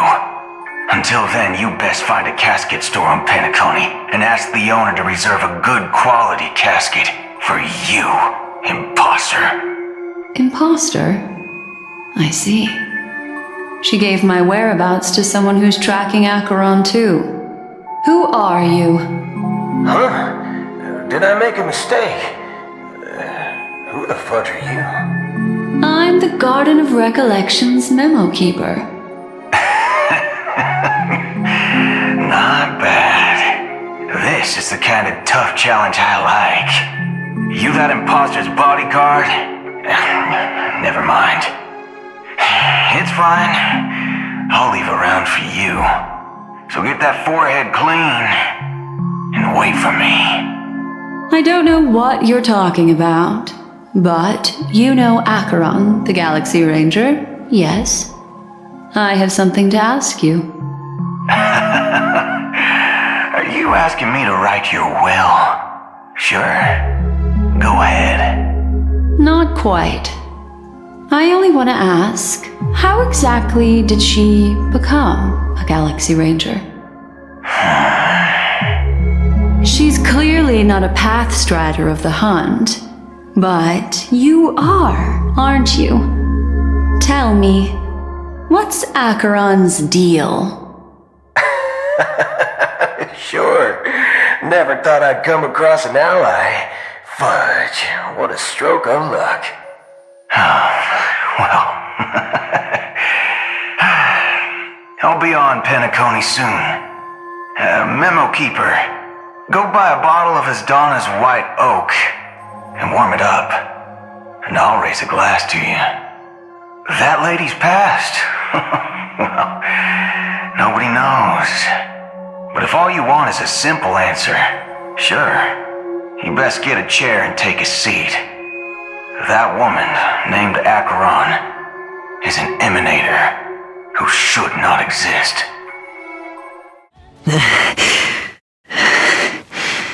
You look pale. Or is that also part of your act? I didn't think you'd have the nerve to show yourself. I thought this was exactly what you wanted. After all, I faithfully fulfilled my duties as you instructed. Just tell me if you can't hold on any longer. So, the genius of the Council of Mundanites wants to be my Undertaker now. My, what an honor. Yes, and I'm pretty sure the people at the Strategic Investment Department would love to be notified of your death in due time. But let's not forget, you won't be seeing them, because I'm the manager of this task. Great. Then tell your people that Aventurine is ready to go in 17 system hours. Oh, you've got a lot of nerve. How exactly do you plan on completing your task while your hands are tied by the Harmony? My conversation with Sunday convinced me that there's a traitor in the family, and that they hold the secrets of Penacony.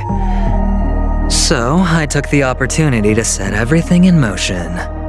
I even managed to recover the gift money. Things haven't gone this smoothly since I walked through the doors of the Reverie. Now I'm only one step away from victory. Let's just wait and see. Sounds like a very elaborate way of saying that you failed. That's all I can say. Have you forgotten, Doctor? You betrayed me. Go. Do what you must. I look forward to the sight of the IPC fleet surrounding Penacony. You've achieved what you desired, haven't you? That's true, but what's your plan? Did you conceal an orbital support beacon in that gift money bag? Well, who knows? Maybe that's why I'm handing out cash even when I'm about to bite the dust. You are indeed a gambler. An insane one at that.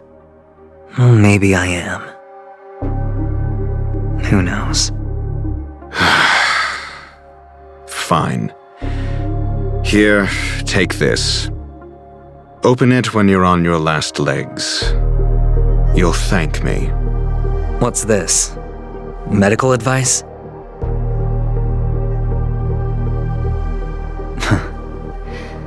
You catch on pretty fast, Doctor. Asking me to solve a case without giving a single clue. How typical of you, you wing-headed scoundrel. But the way you're all on edge about that stowaway, it's just as I guessed it would be. As for now, let the rain of wealth from the IPC fall evenly on everyone. The world has truly lost its way.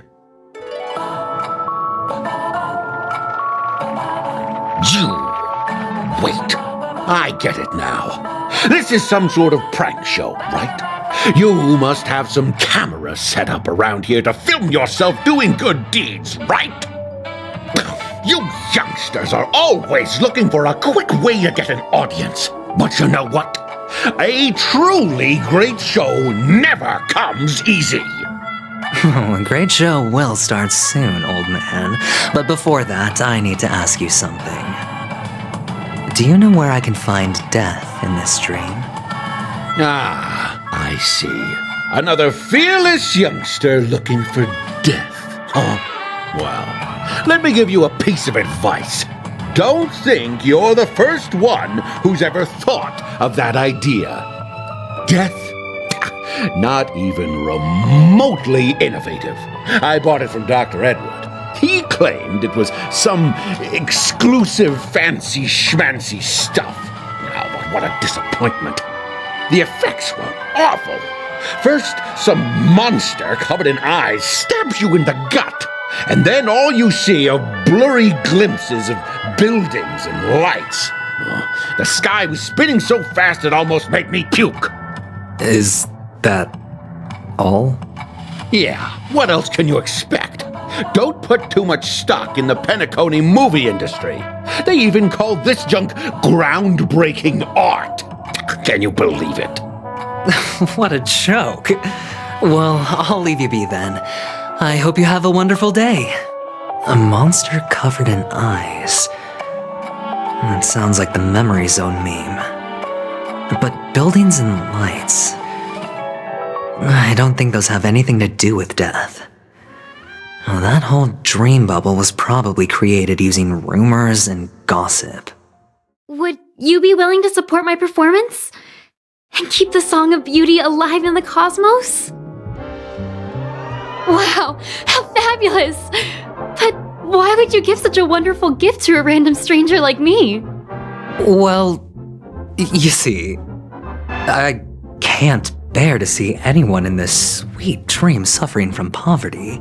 That's incredibly kind of you. Thank you so much, sir. If you ever get the chance, please, feel free to come by and indulge in my singing. Sure thing. Oh, by the way, do you happen to know anything interesting about death? Death? That's a pretty scary topic, and it doesn't really match the mood of this sweet dream. Oh, you see, I'm a tabloid reporter collecting ghost stories in Penacony. As you know, the more chilling the stories, the more attention they get. Maybe you could help me out. Well, if you're up for some gossip, it's not about death, but there have been some rumors about a guest at the reality hotel who fell into a deep sleep and didn't wake up. It was like they were in some sort of coma. Nobody knows what caused it, but luckily the customer eventually regained consciousness. Well, all customers are under the protection of the family, after all. Thank you. This will make for a very juicy headline. May Shibe protect us. Unexplained coma. That's actually what happens to your body if your brain dies in a dream. But unfortunately, the customer ended up waking up in the end. Take care, my friend. If you ever find yourself in danger, remember that the hounds are always ready to help.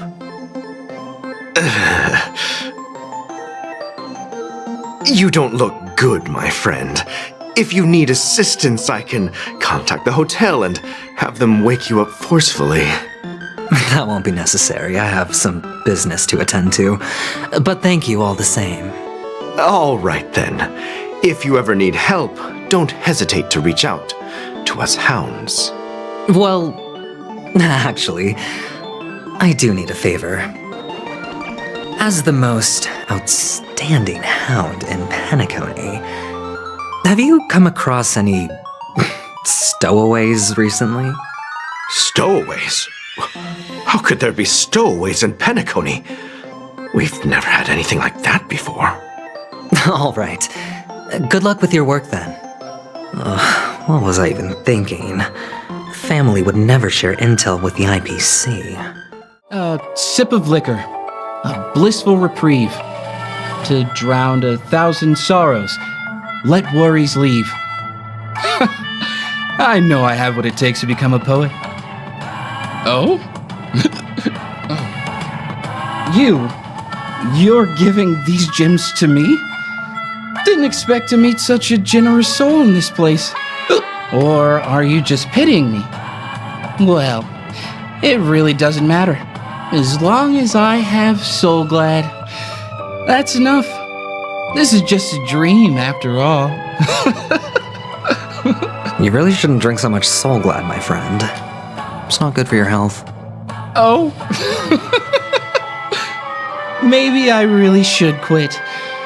But not before meeting the Devil of Soul Glad. The Devil of Soul Glad? Care to elaborate? Yeah. It's a seahorse with a long neck.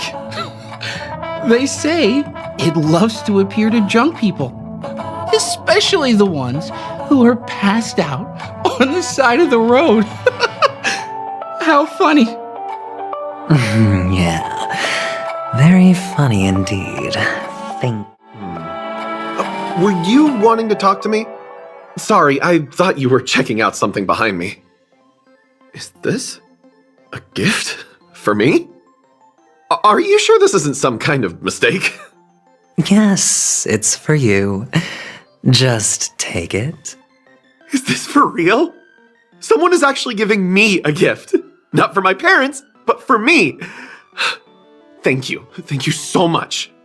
Oh, it's not much. I just want to ask you something. I knew it. What's on your mind? Are you trying to ask about my father or my mother? Neither. I just wanted to know if you've ever heard about death in the dreamscape. Oh, you sound just like my father. Always warning me about danger, even in dreams. He's an Intellitron, so his dream entry methods are different from us organics. Can't count on him to protect me if something does go haywire. Funny, right now I'm still under his protection. How ironic. Hey, stay positive. Gold will always shine one day, right? You want to talk to me? Sure, but nothing too sensitive, okay? Huh. Wealthy people have fancy ways to enjoy this dream. But to be honest, I've never seen anyone who gives out money to others like you. So, are you trying to be the prince from the tale, handing out his gold leaf garment and melting his lead heart in the fire? I'm flattered. I'm no prince, and I just thought these gems would help you speak. So, as an investigative reporter, maybe you've heard something about death? Ah, another curious soul. I see. Well, that was actually the topic I was most into when I entered the industry. But my boss shut it down. How did your boss talk you out of it? Well, she simply said, covering baseless urban legends like that would make us look like some third-rate tabloid. I thought about it, and she had a point. Reporting on stuff like blowing out birthday candles and getting spooked by nightmare ghosts isn't exactly professional material. Guess she's got a point. Thank you for sharing.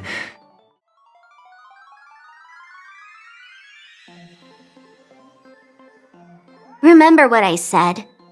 You Sigonians are better off hiding in the sewers.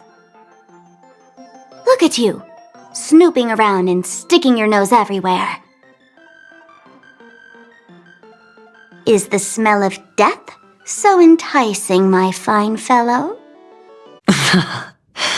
Oh, it's you, masked fool.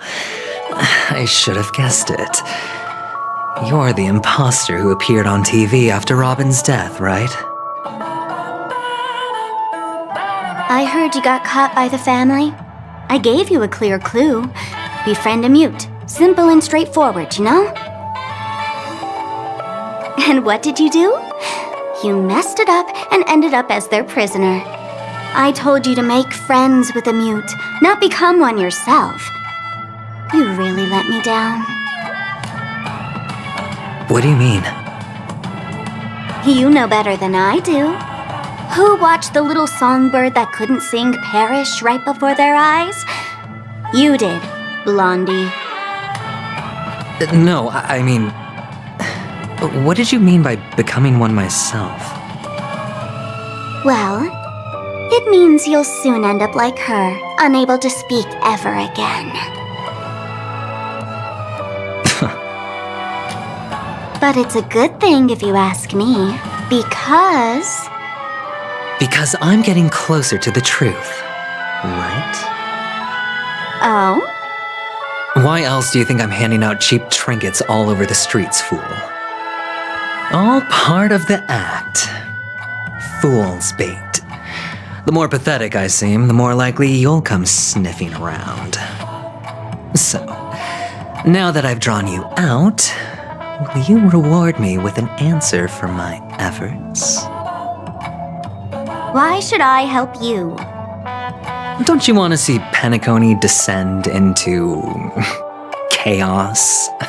Well, I can make that happen. I just need an answer to one question. Back then, when you asked me to find a mute, did you really mean Robin?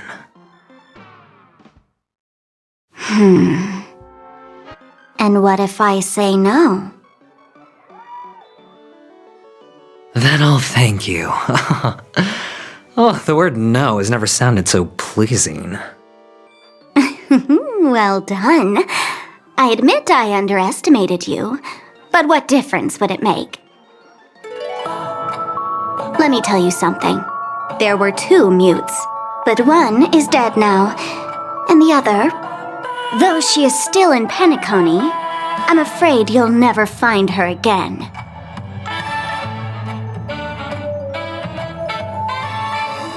Now I'm completely sure that I was on the right track from the beginning and never strayed, fool. Right now, there are only 2 things missing from my grasp. The meaning behind the truth, and the means to expose it. How impressive. That's quite a fancy way of saying I haven't learned anything so far. Not exactly. I've gathered enough clues to prove its existence. And that's enough for me.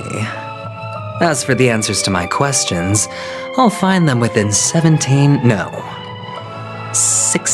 system hours. Oh, really?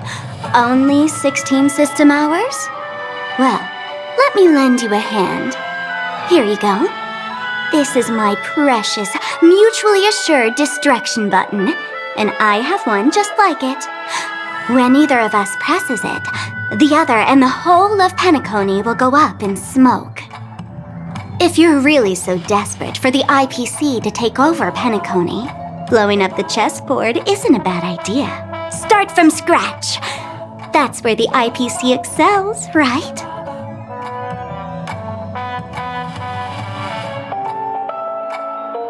Just press the button when you're at your wit's end.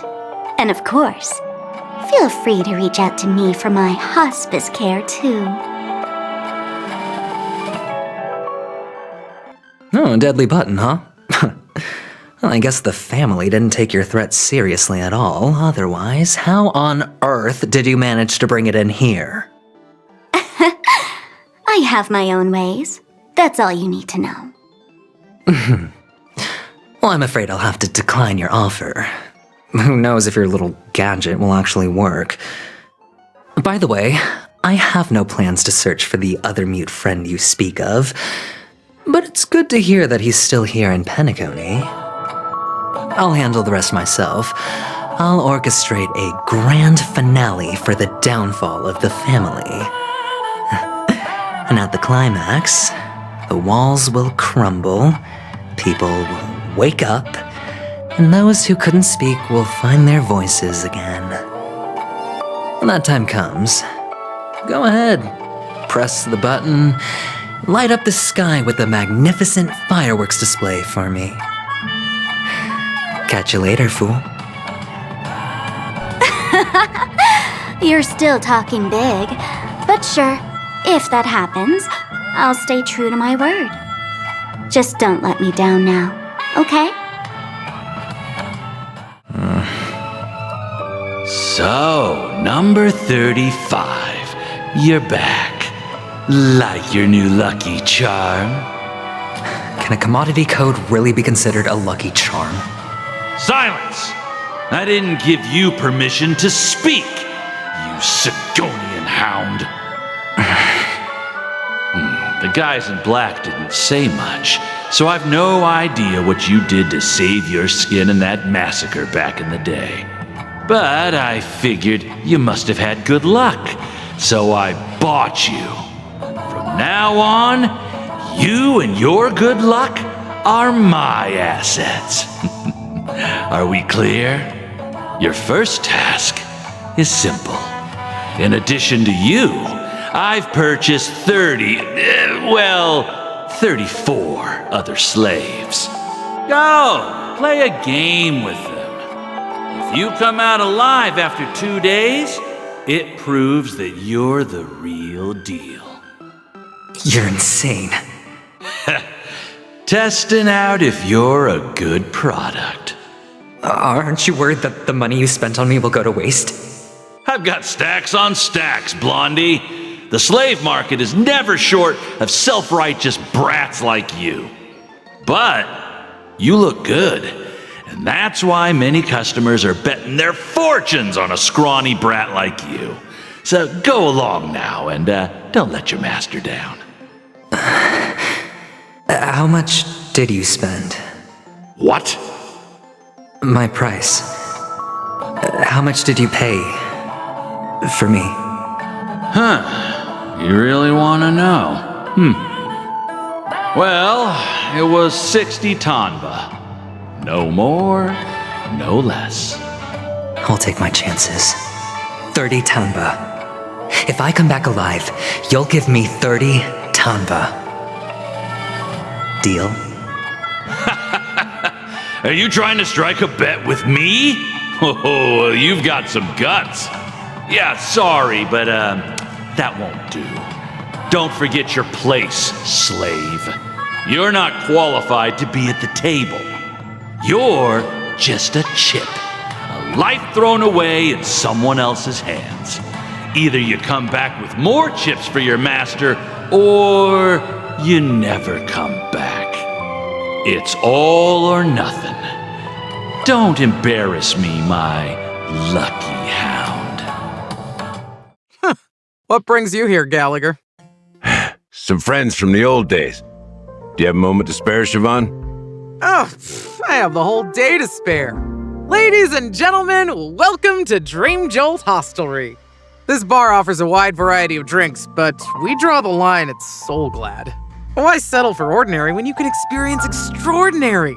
We're dedicated to serving up nothing but pure joy and laughter. What would you like to drink? I'll whip it up for you. Look! A lady as cool as Serval! Who's Serval? Will you, introduce me to her? Huh? Oops. She's heard us. Just spare them, my esteemed bartender. I'll take over the bar today. I'm getting up there in age, and I need some practice before I forget the skills that used to put food on my table. Where did you stash the ingredients? They're all under the counter. Since our guests have traveled from afar, shouldn't you whip up some special drinks? That's exactly what I had in mind. Hey, my friends, do me a favor. Go around the bar and bring me any ingredients you fancy. The discussion might take quite some time, so I'll prepare some customized, non-alcoholic drinks for you. In the bar? But Aren't all the ingredients right there on the counter? Why, we're in a dream, my lovely lady. You can help yourself to anything if you wish for it. Comfort, hunger, confusion, or even boredom. It's all within reach, right at your fingertips. Oh, did you hear that? She just called me my lovely lady. Even in reality, mixing drinks is more than just throwing ingredients together. A bartender needs to capture the bar's atmosphere, master technique, and spin a tale of mystery and anticipation. Only then can a perfect drink crafted with a customer's life story be created. In other words, what you get from your drink is down to luck, so don't overthink it. Indecisiveness has no place when it comes to enjoyment. Check out this bottle. The liquid inside looks beautiful. And the label reads, Dream Syrup, Thick. I don't see an expiration date, but the production date is half an amber era ago. Ugh, drinking this stuff can't lead to anything good. That's for sure. That's true. But this really doesn't seem fresh. Did you find the bottle of syrup I've been hoarding? Don't worry, it's all just a dream and it won't upset your stomach. It's been aging for years and should have a refined taste by now. Feel free to have some. It's perfect for entertaining lovely guests like you. Then we'll keep it for now. It's Soul Glad! But I thought they didn't sell Soul Glad at the bar. Let's give it a shake. Nice, it's still fizzy and has a long shelf life. Let's just leave it here for a while, and it'll be alright, right? Why don't they sell Soul Glad in this bar? Did something happen? It's all about the bartender's pride. It wouldn't make sense for customers to come here and order drinks they can find anywhere else. That's the mindset I use when I brew my coffee. You're right, Himeko. Hey, look at all these chips scattered everywhere. A few days ago, an actor from the Iris family came. Caused a ruckus with Siobhan. Those chips must have gotten scattered during all the chaos. That's a clever metaphor. That being said, opening a bar in this place, filled with monsters, is quite a feat. Siobhan must have a lot of tricks up her sleeve, right? You'll have to ask her yourself to find out. But I have a feeling she won't budge unless you impress her with an incredible drink. Can this be used for mixing drinks? Oh, and there's a note underneath. Exchange with your precious things. What should we exchange for it? And who should we give our stuff to?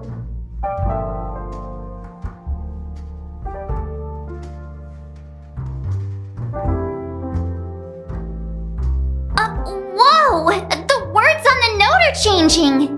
Happiness belongs to the noble. Does this mean we can take it? Doing good deeds does pay off. Thank you! Haven't I made myself clear enough, Miss Amiki? The Dream Jolt Hostelry only welcomes guests who want to enjoy a drink to their heart's content. I'm sorry, but I'm not interested in your proposal. But you have the talent. You'll attract a huge audience. You're destined for the Iris' stage, not for this rundown shack. Come with me. We'll become the talk of Penacony, a shining light into every corner of the dreamscape. Please, Siobhan, I really need you. As you see, I'm entertaining my guests. Don't make me repeat myself. Fine. If you don't come along, I'll just sit here and not go anywhere else. Give me a sparkling drink. Sweet. With extra ice. Just one moment. What's her deal? We can't discuss the case with other people hanging around the bar. Hey, can you do that clockwork trick of yours again? Time is running out. We need to hurry. Yeah, I'm counting on you. Well, talking to you has got me feeling a bit down.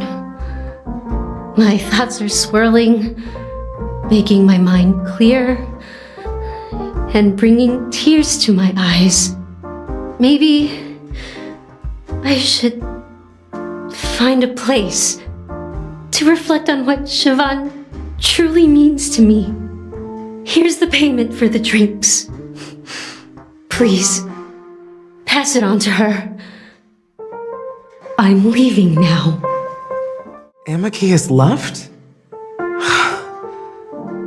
That's good for her.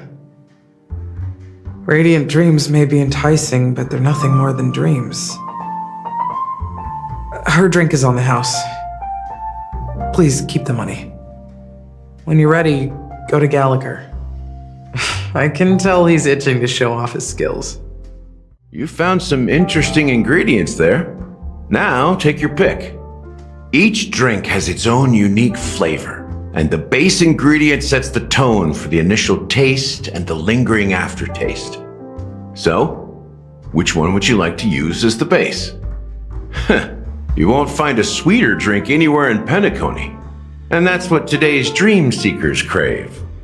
Now that you've chosen the base, it's time to pick the adjunct, the ingredient that'll create a marvelous chemical reaction with the base. It should give an unforgettable taste without overpowering the main tone. So, what's your choice for the adjunct? Bright Future, a taste that's been a long time coming. I'll never forget the flavor that danced on my tongue as Mikhail whisked me through the dreamscape wilderness. Those were haunting times. Too beautiful to be real. Mikhail. Almost there. Let's pick a decoration. Which style do you prefer? Anything you need, I've got it. A symbol of bravery and dauntlessness. May you break free from your shackles just like he did. Well, it's done. Here's to you, innovator, with this glass of time to murder and create. To great vengeance. Well done, Gallagher. You're not over the hill yet. So, are you satisfied? Oh, the flavors! They're way more sophisticated than Soul Glad. The richness and layers of these flavors are a masterpiece, especially with the adjuncts. I can taste the spicy and sour notes with a hint of sweetness. I'm not entirely sure what it all means. Maybe Mr. Gallagher can shed some light on it. Well, if you're expecting a profound answer, I'm afraid I'll disappoint you. The imagery it implies is pretty straightforward. It's just a glimpse of what this dream truly tastes like. Nothing more. Does this true taste have anything to do with that Mikhail? Yeah, that name does sound familiar. When you got knocked out by that masked fool girl, I think I heard someone calling that name. Do you remember? I was right about you. You guys seem to know quite a bit, and now there's no reason to hide anything from you anymore. Let's dig deeper into the case, and of course, I'll tell you a story about Mikhail. All right, let's start with what we know based on the clues the family has. It seems that Firefly isn't a local or an invited guest. In other words, she's a stowaway. She managed to fool me at first. My age must be getting the best of me. But here on the planet of festivities, stowaways are a common sight. You're bound to run into one sooner or later. After the incident, the hounds wasted no time searching for that girl in both the dreamscape and reality. But here's the thing. We only received bad news, and the trickiest kind at that. She simply vanished, leaving no trace in the dreamscape or reality. as if she had never come to Penacony at all. Huh? Does that mean... A clever metaphor. You were making a metaphor, right? Let me be frank. This case, actually, is unlike anything the Bloodhound family has dealt with before. Dealt with before? So, death does happen in Penacony, if I understand correctly. You've witnessed it, so there's no need to hide. Even the shiniest city has its dark side. We're all adults here. Surely I don't need to explain too much to you. Confronting the family based on that alone would be naive. Death may occur in sweet dreams. So what? Such events are highly unlikely and only affect a tiny number of people. If you really want to delve deeper into this case, you need to understand the true problem with the family. I guess it's time to tell the story of that Mikhail. You're very perceptive. The Astral Express has received that music box too, right? Do you know the secrets it holds? There's a message. Witness the impossible in the realm of dreams. Find the legacy of the Watchmaker, father of Penacony, and thus the answer to the question, why does life slumber? That's the exact wording. Hey, why are you laughing? Wait, did you write it? It's quite poetic. No, but I'm the officer in charge of this case, so how could I not know? I'm sure you must have noticed that this message didn't come from the family. You might have even guessed that the relationship between the family and the Watchmaker isn't as close as it seems. That's just our speculation. Actually, it's hard to believe that the father of Penacony and its actual managers are at odds. Now I can assure you that your speculation is absolutely correct. The family has considered the Watchmaker an enemy for a long time, but the hounds haven't been able to track him down, as he seems to be living only in the characters and stories he created. Let me ask you a question. Have you ever wondered why the family allowed the Watchmaker to send out such a ridiculous message to the outside world, inviting you here and causing chaos? So, you want to seize this opportunity to expose the Watchmaker? Well, now you understand why the Oak family authorized the Nameless to assist in the investigation, but kept you in the dark, right? Because the Watchmaker is not the legend of the land of the dreams at all. He's the most shameful stain in the history of Penacony, and he's the root cause of all the anomalies in the dreamscape. You don't get it? Well, I mean, Mikhail, the betrayer of the family, he's the Watchmaker. Gallagher does have a troubled past, it seems. While Firefly's whereabouts remain a mystery, his stories shed light on our suspicions about the true identity of the Watchmaker, his connection to the family, and the power struggles hidden behind sweet dreams and death. Now that we've confirmed a lot of our suspicions, let's take a moment to think about the clues we have. Send a message to Welt and see how things are going on his end. Here we are, Clock Studios Theme Park, the most popular entertainment center in Penacony. Wait, aren't we supposed to be discussing the Watchmaker? I would have expected you to take us to maybe a library or an archive room of sorts, but an amusement park? The culture of a city reflects its history in the most authentic way. To you, it's a fun place. But to me, it's a prison for the planet's past. You know that Penacony used to be the IPC's prison planet, right? All the prisoners were brought here, helping the Garden of Recollection salvage the leaking memoria from the macrovoid. The prolonged exposure to high concentrations of memoria caused a unique phenomenon. The dreams of countless prisoners intersected and overlapped, and people started meeting each other in their dreams, living lives that were almost identical to reality. But everything has a price, and sweet dreams are no exception. In the end, the dream world was unable to alleviate the suffering of prisoners in reality. One of the prisoners broke free from the IPC shackles and fought for freedom. He is Hanu, the great leader of Dreamville, the great peacemaker, and the faithful companion of the underdogs. History is always written by the winners. However, it's undeniable that Clocky is an animation that draws from Penacony's actual history.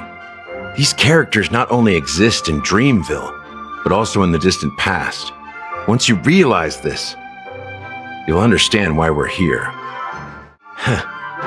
So many of them. I've never seen anything like this, even when they're tracking down suspects. Well, it's a masterpiece from the family, after all.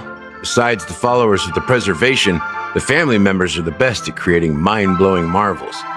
Let's find a quiet spot and continue our conversation. View here is great, right? We can see everything from here, including Clocky. If all the characters in the animation are based on characters in reality, then Clocky's counterpart is definitely the Watchmaker.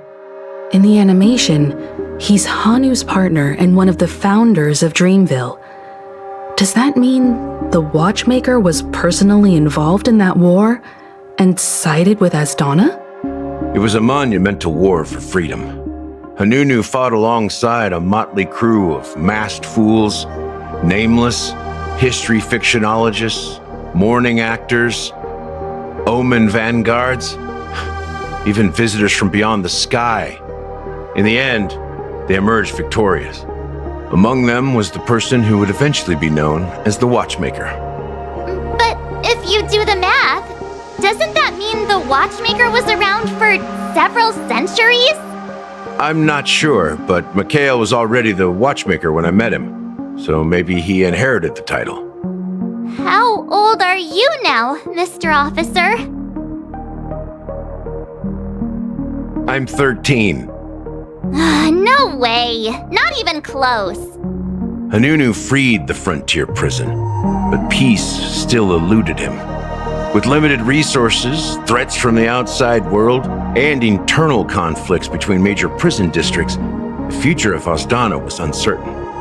It wasn't until the Watchmaker approached the family with the idea of turning the prison into the planet of festivities that Penacony finally gained its name and glory. Thus, he became known as the Father of Penacony. But didn't you say the Watchmaker betrayed the family? And you said you were his companion, so that means you... No, I'm not his companion, but rather one of his many children. But I am indeed a traitor. Not to the family, but to Mikhail. What did you do? I did nothing. And that's the worst betrayal of all. Just like you, I had close companions. We dedicated ourselves to Penacony. But the Oak family, they set us up. Mikhail was too old to protect his children anymore. So we left the family to find our own path. We were branded traitors of the Harmony, even though the true traitors were someone else. While they continue to praise the Watchmaker's name in the world, behind closed doors, they condemn him on a pillar of shame. Nevertheless, we wanted to clear his name. We intended to find the real traitor, the one responsible for all this, and restore harmony to Penacony. But we failed.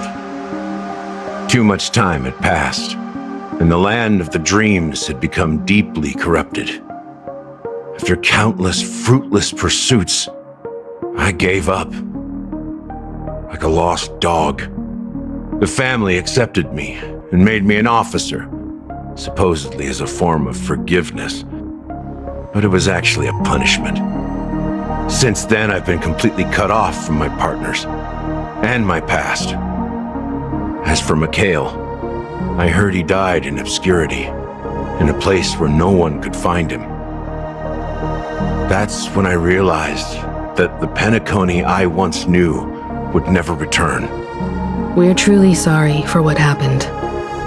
But this is not the end of the story, right?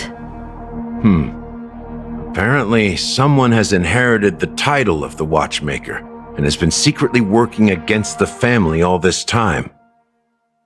Well, that's one way to look at it. However, only one member has truly inherited the Watchmaker's title. Unfortunately, after all these years, I have no idea who that person is, or if they're even real. Or just Mikhail's lost soul haunting the dreams. So, do you understand why I'm spilling all this info? Because I believe the girl's death must be connected to the Watchmaker's legacy. And at the end of all these mysteries, we will find the answers we are seeking. If it really is Mikhail's ghost, I want to meet him. If only for the last time. For those who despise me could form a line from here all the way to the entrance of the hotel. But those willing to look me in the eye and hear me out? Let's just say, there won't be many. I've told you all I know is a sign of gratitude.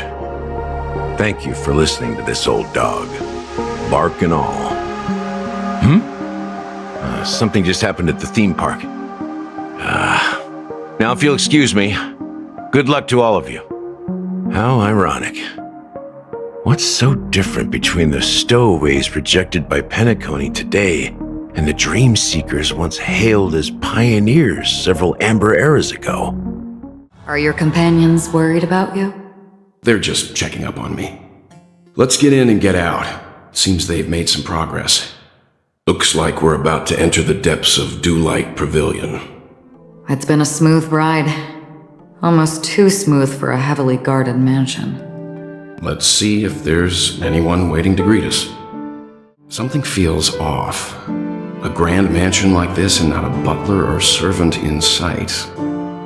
Could it be due to the disruption caused by the emergency? Well, this door is open. Looks like we'll have to investigate ourselves. Let's proceed with caution. Just one moment.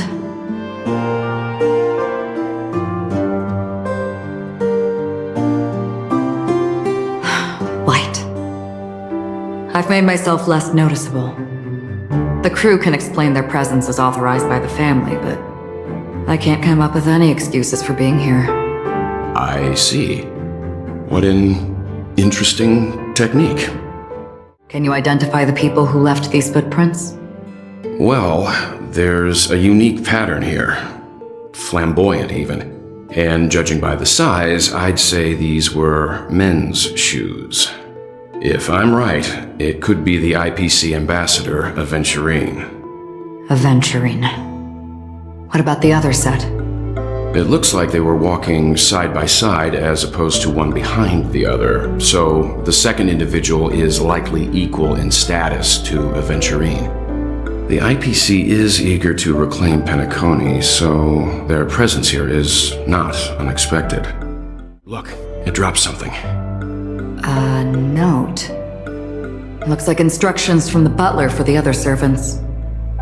Seems like the mansion's entire workforce were assigned other tasks before Robin's death. It must have been a big project to require that much manpower.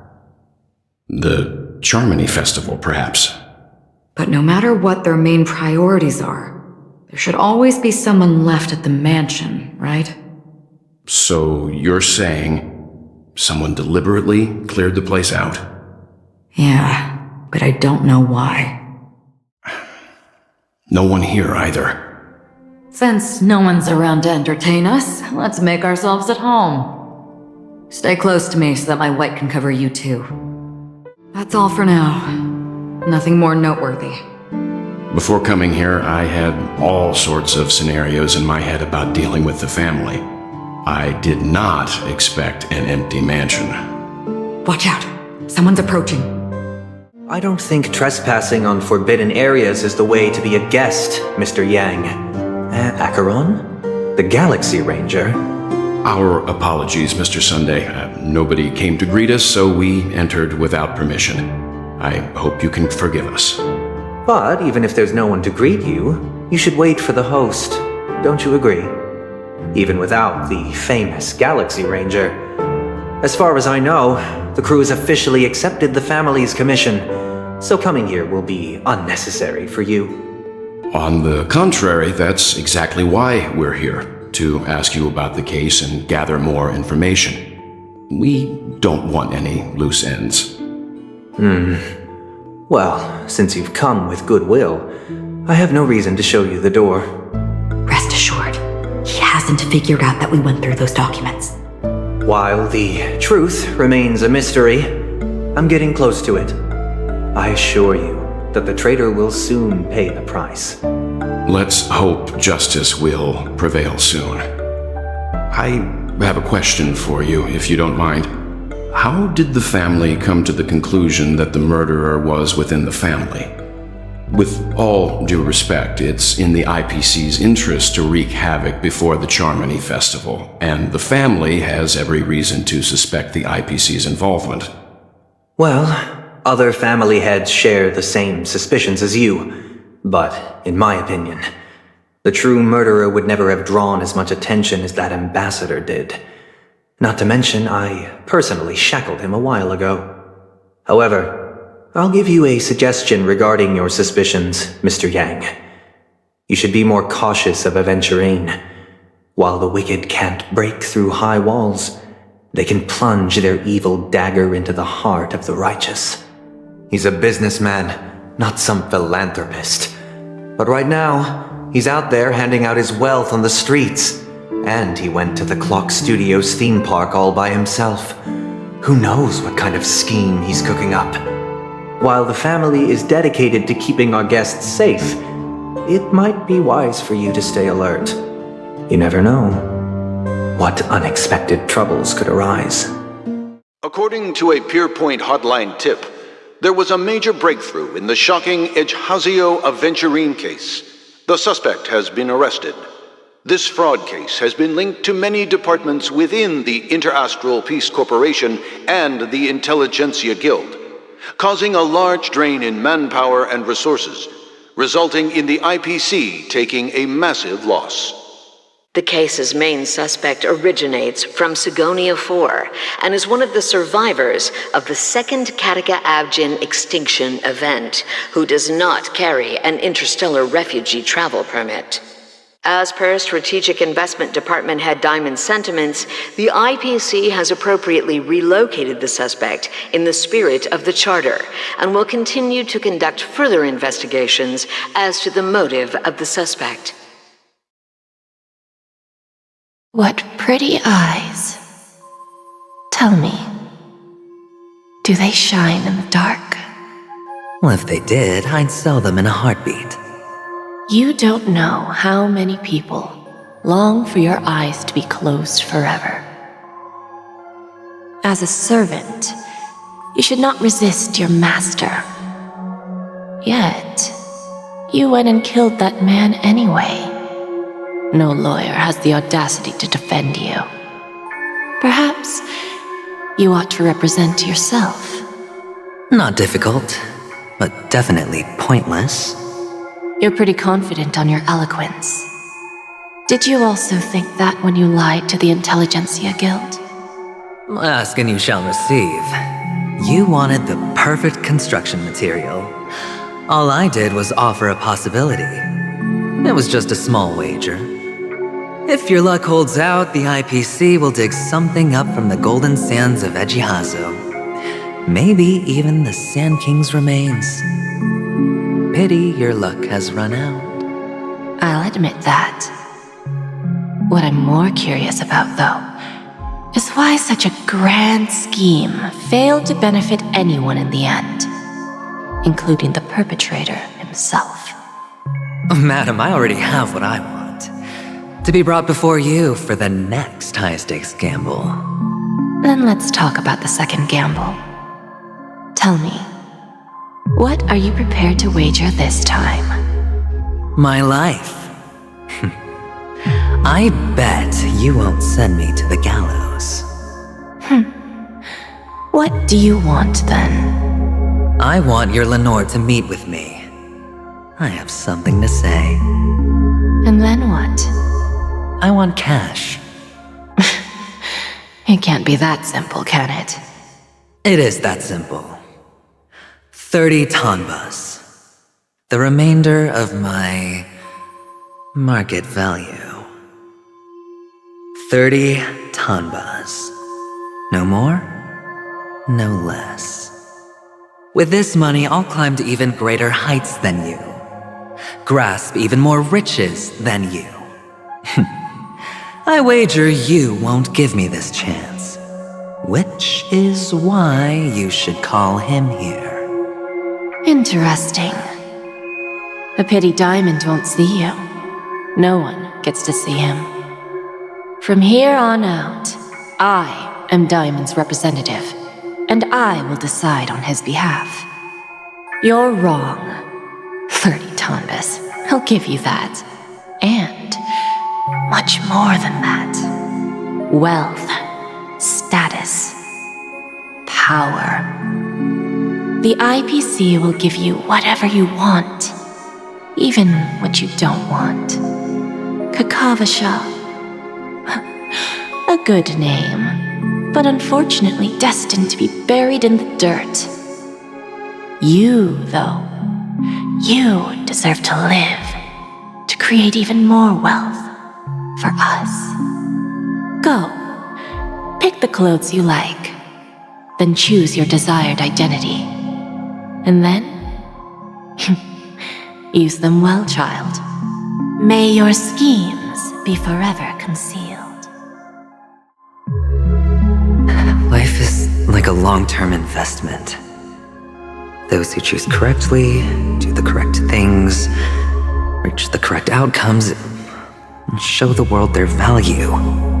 People can't always make the right choices in their lives. But luck has always been on my side. I've never lost. Is it because Gayathra blesses me? Well, if that's the case, she must also be looking upon me right now. My success is inevitable. But what then? Even if I overcome this difficult trial, what would come next? What awaits me after this glorious gamble? An even more glorious one? Will I return triumphant with unending riches after countless successes, or will I encounter failure, never to return? I'm pretty sure you already have some ideas, lowly gambler. What? What?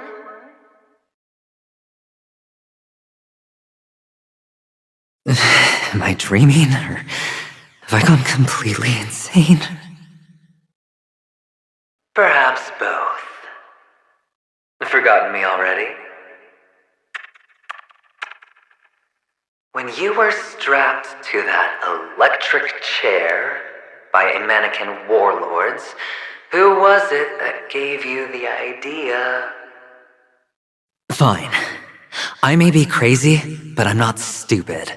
Get out of my head, newborn of the Harmony. The Harmony?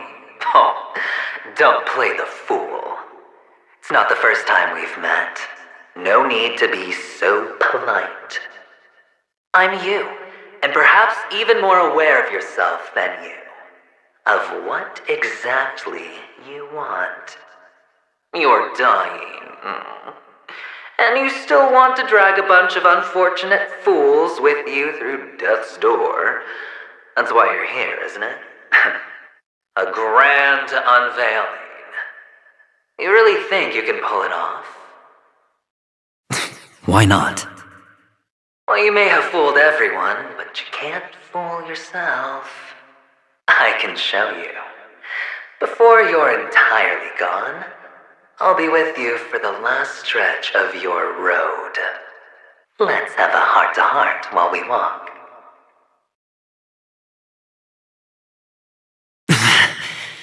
What exactly are you?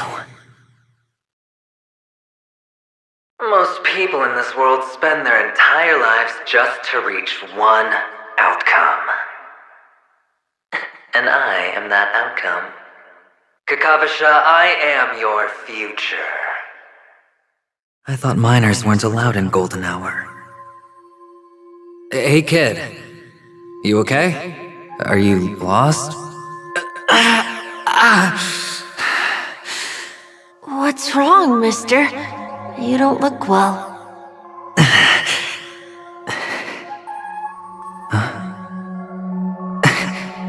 Your eyes. Impossible.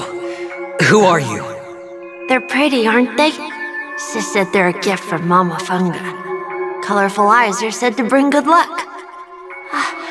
Mister, you have pretty eyes too. Beautiful. Are you alone? Where are your parents? They're in that amusement park. Papa and Mama went in first. I'm just about to go look for them. I have to go. Goodbye, mister. Hope you have a good time, too. Only on Panacony, am I right? What are you still doing here? Well, you've known all along. The family truly showed leniency to everyone who came seeking help. Why would there be a need for such high walls and deep moats? However, people don't see it like that. Especially since the flavor of the dream syrup is so alluring. You will receive no charity on Panacony. And relying on your own strength alone to topple high walls? Not a likely fate. Which is why, once you step into the hotel, you remove your high hat and beg everyone you come across for help. Like a hyena scavenging for scraps in the desert. Because you know that opportunities are fleeting. Well, when you put it like that, even Ratio's a teeny peacock analogy sounds pleasant. Well, you know how rare it is for me to give you the straight dope, so listen while you can. It's good timing that you mentioned the doctor. I'm especially fond of what you and he have in common. The conspiracies, calculations. Especially the part about the finale, a magnificent act of betrayal. Oh, when everyone thinks this way, who would even suspect that it was another trap you've meticulously devised? Go on. Tell me I'm right. You know who you really are, Mr. Cavalier Gambler. Uptight, overcautious, massive inferiority complex. You've won so much, you're still so afraid of losing. They only see your big bets, your bravado, the full house, the straight flush. They don't know the other hand is below the table, clutching your chips for dear life. It's a heck of an act. No wonder the tavern sent you an invite. You're a natural kid. You don't stop at fooling the audience, you fool yourself too. Well, the best way to prevent others from seeing your true colors is first being able to fool yourself. Of course. I know you all too well. But it's strange. Why did you decline that invitation? You had the chance to embrace elation. Was that not what you most wanted? But you chose the IPC instead. For the preservation? I doubt it. Do you even have anything in common with the preservation? Oh, I thought you knew. Didn't you say you had me pegged? We're done. Either stop talking or disappear from my sight. That's fine. But who exactly is about to disappear here? Hide and seek. What sweet childhood memories. When Mama said goodbye that day, how many catechins were like jackals hot on your heels? I know you won't forget that sound anytime soon. Those shrill cackles. You had to hide right under the noses of those savages. You and Big Sis, playing dead, drifting in all that bloody water. Completely ruined that shirt. Shame. Wasn't that the last one Dad left behind? It wasn't ruined. I've always kept it. Come on. It's a rag. It's not like you can ever wear it. Now you don't have to hide. You probably won't even deign to get your pretty outfit wet in the rain. Your social capital has changed after all. I've never changed. On the contrary, now you're the one who does the hunting. The last round of hide and seek, and you get to be it. You should enjoy it. Is this a topaz? What is this doing here?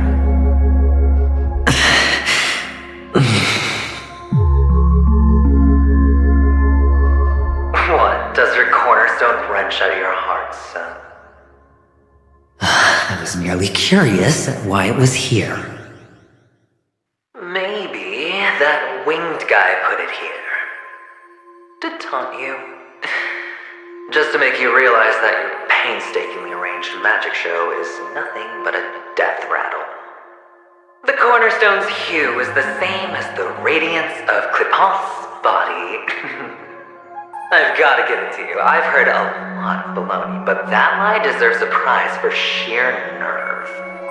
If he were just a little bit smarter, the jig would have been up right there. This is just bait. Of course. That's why Ratio's betrayal was one of the keys to your plan. I have to say, that doctor's acting was superb. Or maybe he wasn't acting at all. All the better for you. Sunday didn't become head of the Oak family by acting sloppy. He's obsessed with control. You have to give him enough detail to satisfy his meticulous nature, but not so much that he gets suspicious. Which is why you had Ratio seek him out and leak the plan on purpose. To prevent the other party from suspecting anything. The intel you gave to Ratio was all true, and he spoke the same to Sunday. Finally, Sunday took the bait, found the other cornerstone, and before you know it, everyone's distracted enough for you to steal the third stone right out from under them. Why don't you stop rummaging through my mind? Your mind? It's our mind. You're me, and I'm you. We're the same. The best way to prevent others from seeing your true colors is to first be able to fool yourself. Really? You can't even fool yourself. You just got lucky this time. This is the other cornerstone in Sunday's hands. Rather beautiful green. Just like you. Smooth and cunning.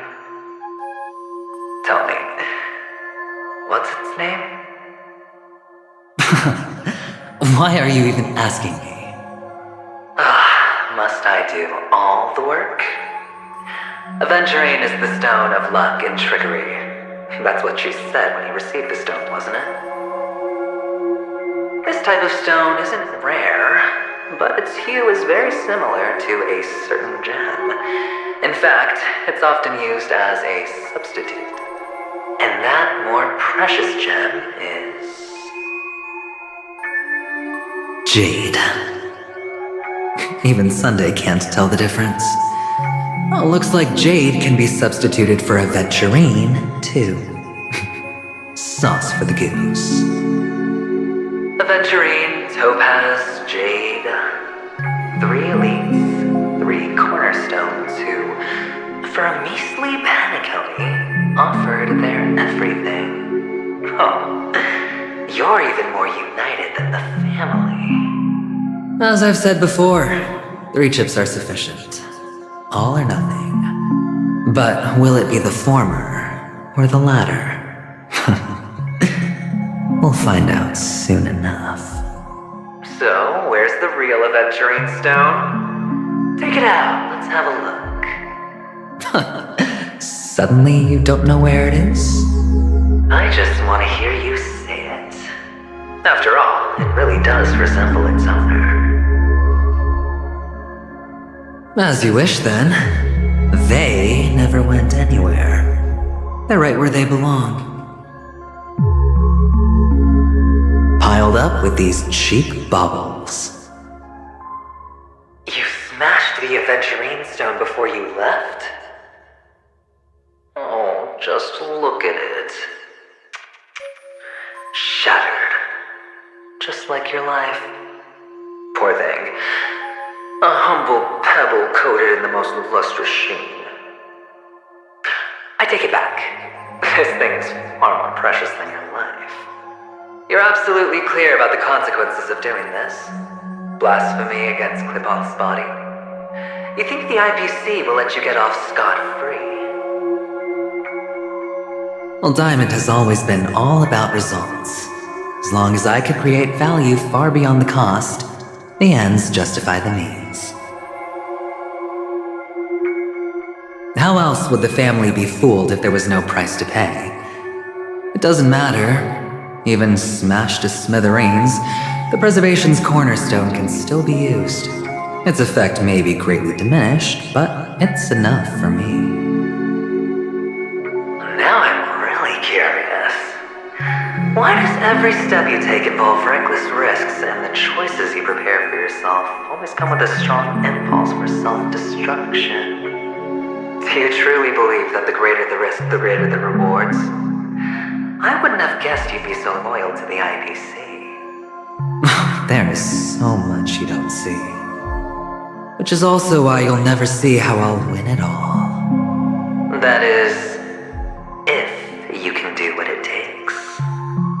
We'll just have to wait and see then. Hello. We meet again, Mr. Pretty Eyes. Yes, we meet again. Did you find your mother and father? Of course! Big Sis is there too. The four of us were just playing hide and seek. I'm so happy. On our way here, Papa even brought me to see a blimp. I think you mean film. Yes, that's it. Putting many drawings together and turning them into a moving wall painting. They put me, Papa, Mama, and Big Sis together, turning us into one big family. You should give it a try too, mister. You look sad. The amusement park will cheer you up. Sure. How's that? Not a bad score, eh? Boring. Why aren't you talking? You've piqued my interest. I'll admit that there are still aspects of you that I don't completely understand. Well, you sound sincere this time, at least. Well, sincerity is one of my traits that everybody likes. And I have precious few of those. Moving on. See that maze over there? I'll know everything about you before you reach the exit. Our quaint journey through this amusement park still isn't over. And I wouldn't mind stretching this out at all. Is this... Oh, what's on your mind? It's got nothing to do with you. Do you need a hint? These are manacles on you. That man gave you your first job, and you made your first pot of gold. I remember it all too well. You wrapped that iron chain around your fist, for that is the only tool you could find. Then, in that maze, you... Shut up! Oh, you don't wish to face your past? Unwilling to admit that your life is worth only 60 tanmas? Well, from what I see, you refuse to confront it, because it only proves your weakness. How could a weak person take such daring risks? Oh, that's right. You love the thrill of danger, but you refuse to let go of meaningless sentiments. Even in this beautiful dream, the only thing you dare allow yourself is death. In your hands, those who follow you could have become Joker cards. They're far more useful that way. It's not like this is the only place the family ever cut corners. You could have had tons of action if you weren't so all or nothing. All it takes is a meager sacrifice. I bet Opal would have resolved this without a fuss. A pity you're not him. Well, you wouldn't be in this state if you could just get with the program. And why couldn't you? Out of professional integrity.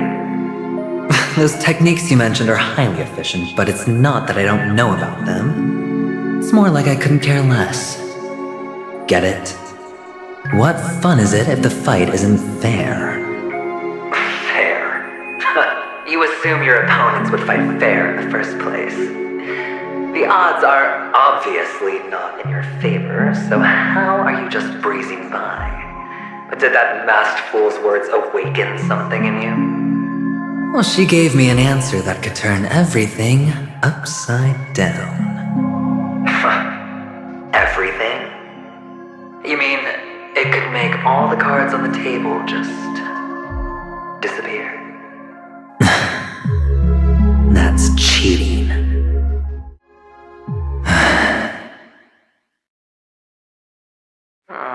Your expression right now is hard to put into words. The lucky charm Mama left you is made from gold. Why did you never consider selling it? You obviously could have lived a normal life like Big Sis that way. Looking back, that was the better choice. Mama only left us with 2 pieces of jewelry. A necklace and a lucky charm. There won't ever be a 3rd piece. That's what you always say, but you actually regret it, don't you? That you didn't sell them. You can zip it if there's nothing to talk about. I know. You must remember what Big Sis told you. You're a child blessed by Gaiathra Triclops and can lead the clan to happiness. So always remember to protect yourself and never resent the pain and poverty you're going through. The words still ring in your ears, don't they? You're a good kid, so you definitely won't have forgotten. So, you surely won't forget how tragic her last moments of life were. How the piercing laughter behind you felt like it was drilling into your heart. You ran away without looking back, just as she told you to. Tisk, tisk. A lifelong regret indeed. Enough! Do you not have anything better to talk about? Oh, shut me down like a champ! Well, I guess when it comes to mind games, this isn't exactly your first rodeo. I think I finally get you. And woo! You are nuts! In the end, I'll ruin this beautiful dream and create the grandest death. Well, you stuck to that start to finish. Think about it. There's a Stellaron in play, the fabulous Robin loses her voice, 2 unsolved murders, cryptic messages from a masked fool, and a chance to go head-to-head with Sunday himself. And the only thing to pique your interest is one word. The last word. A word that's right there at your fingertips. Death. But whose exactly? We'll know when the dice falls. All right then. Reserve a seat for me in the audience. I'm curious to see just how capable you are. Still, you never answered my question. If you could start over, would you still want to be the child who received Gaiathra's blessing? I don't know why, mister, but you always give me a special feeling that makes me more curious about you. It's sad that I can't get to know you more. We have to say goodbye. Did you have fun? You're going back? Yes, I should go home. The day's getting dark, and it's going to rain. I don't want to worry the others. You're home. Where is it? What a strange question. It's where Papa, Mama, and Big Sis are. In this dream.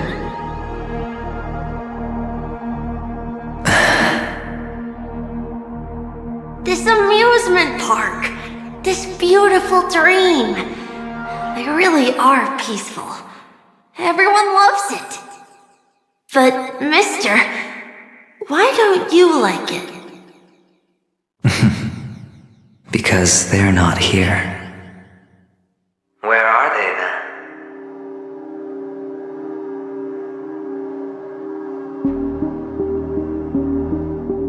I don't know. You do know, but there's no point pressing the issue. Admit it. You're tired. We all are, which is why we chose to stay here. Me and him. Your past and future. How long will you stay? Forever. We'll be with you forever in this dream. This is the greatest honor that we can offer to those who hurtle towards death.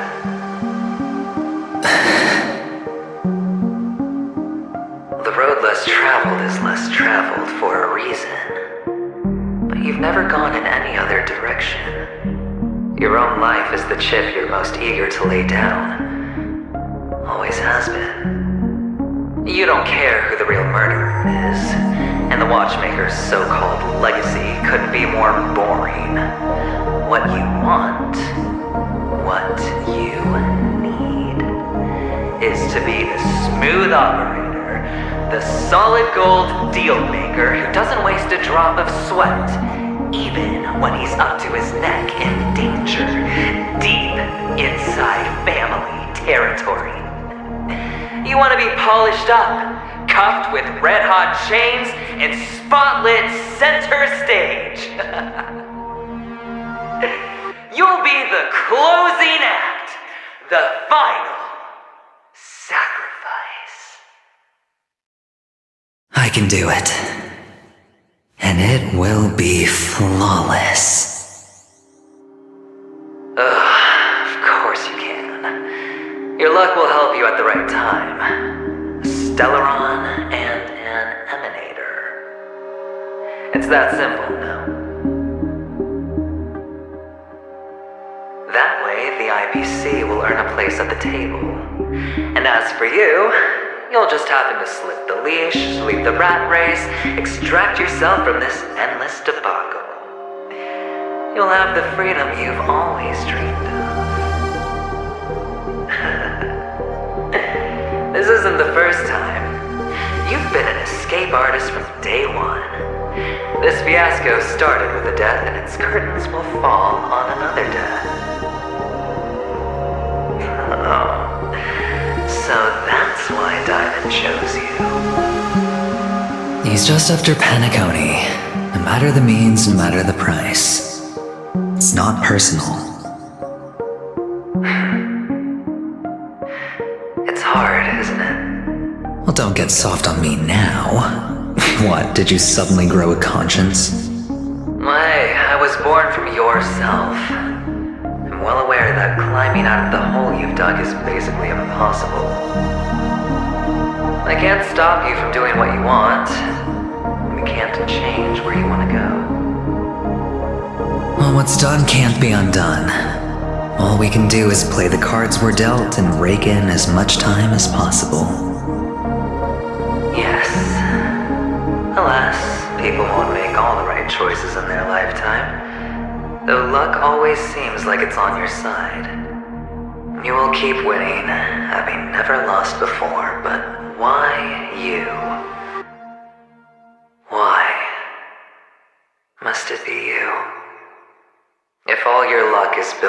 pain of someone you love, on the loss of dozens more.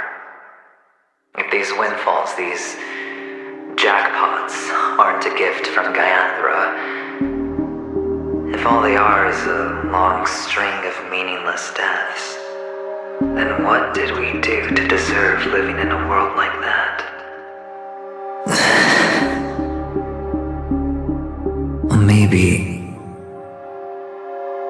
Maybe when I get to where I'm going and look back, I'll know what the trip was all about.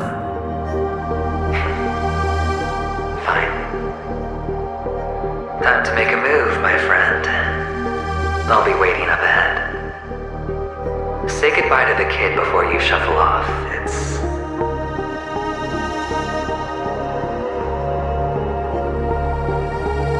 It's best to die without regrets.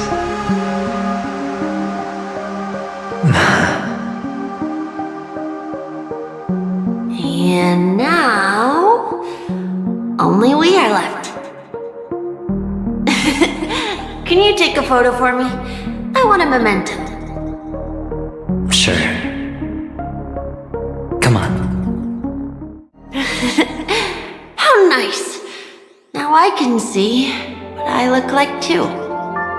Look at the lens when you're taking a photo the next time. Your expression will look more natural. Sure, I will. Then, mister, are you going back too? I can't leave yet. I still have a show to do. Oh, you're about to go on stage, aren't you? Let's go then. I'll take you to the stage. Sure. Behind this curtain is the grand stage. It's almost time to go on stage. Are you ready? Good luck with your show. Thank you.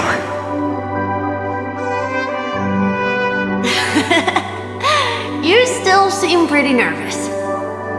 Let's put our palms together. If you receive Gaiathra's blessing, you'll feel more relaxed.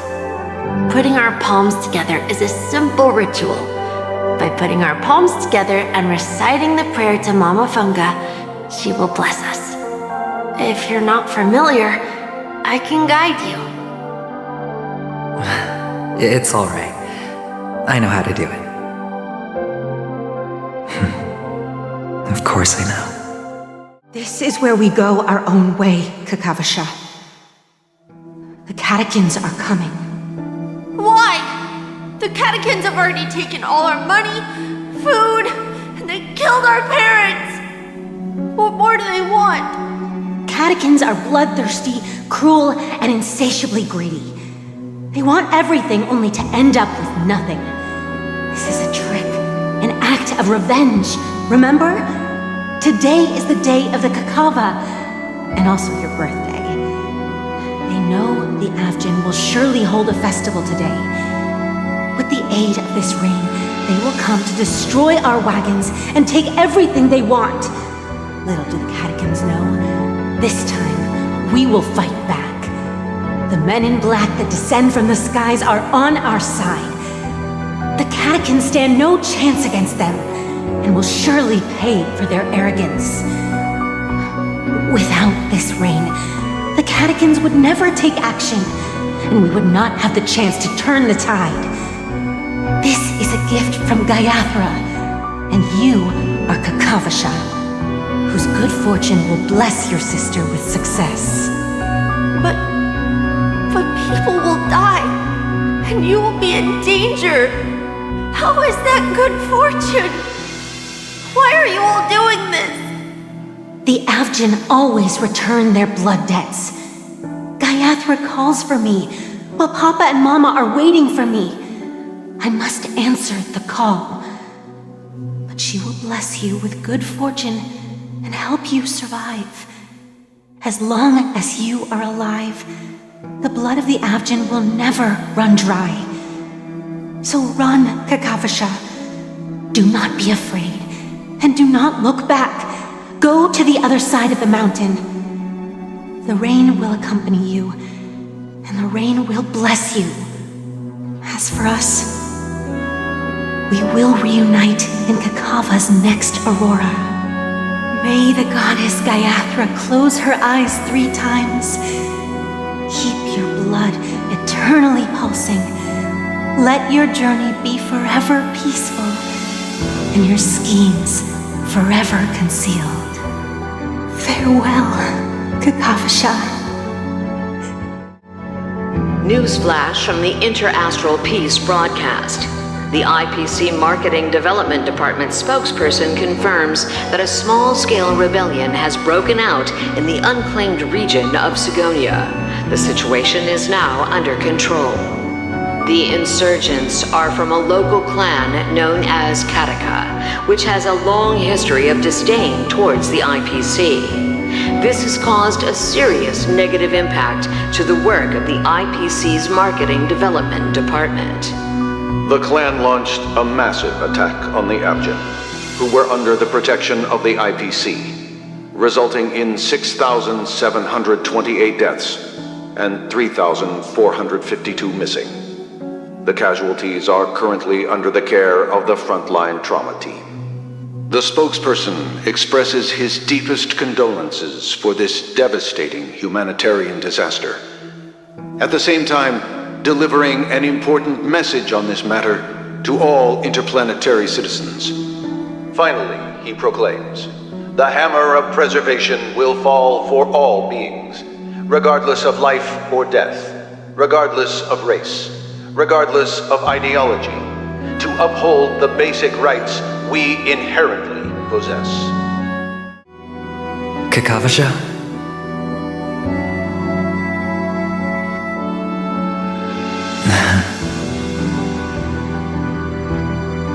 Bye.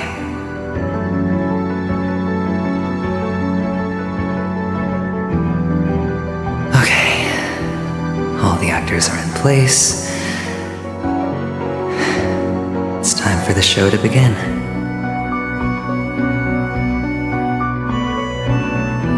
This act is dedicated to you. I hope it'll be an unforgettable memory for you.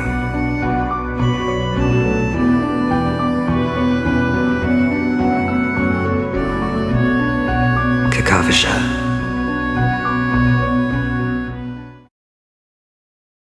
By the way, before you go, I have a personal question. Do you truly want to destroy the world with your own hands? Let's assume, just assuming now, that every time I roll the dice, there's a possibility of achieving this particular outcome. Then I would be quite happy to make that wager. Is this Miss Acheron? Hello, I'm Himiko, the Astral Express's navigator. Hello, I'm March 7th. I'm sure she needs no introduction, as you definitely know her. Hello? None of you seem surprised by my arrival. Since Welt has decided to travel with you, it means that he trusts you, and we trust his judgment. I envy your close friendships. Miss Acheron here doesn't present a danger, and she's of no threat to the Astral Express. Aventurine's prior accusation was based on nothing more than his own subjectivity. Which is why, before we continue working together, he has a duty to explain himself. You want to create a situation where all 3 parties are present? There must be some deeper meaning behind Aventurine's actions. I suspect he's been aware of Penacony's secret from the beginning and has been continuously strategizing to unveil it.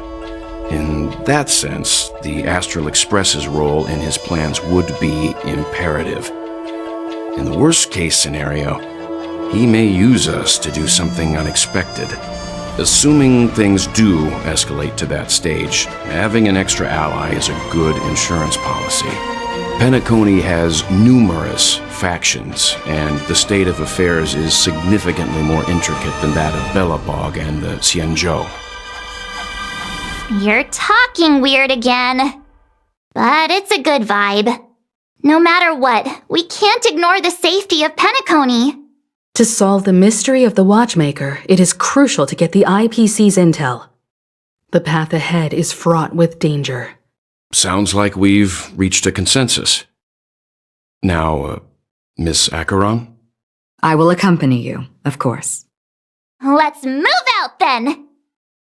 But where do we start looking for him? No need to rush. If he truly has laid a trap, he will definitely use every means to lure us in.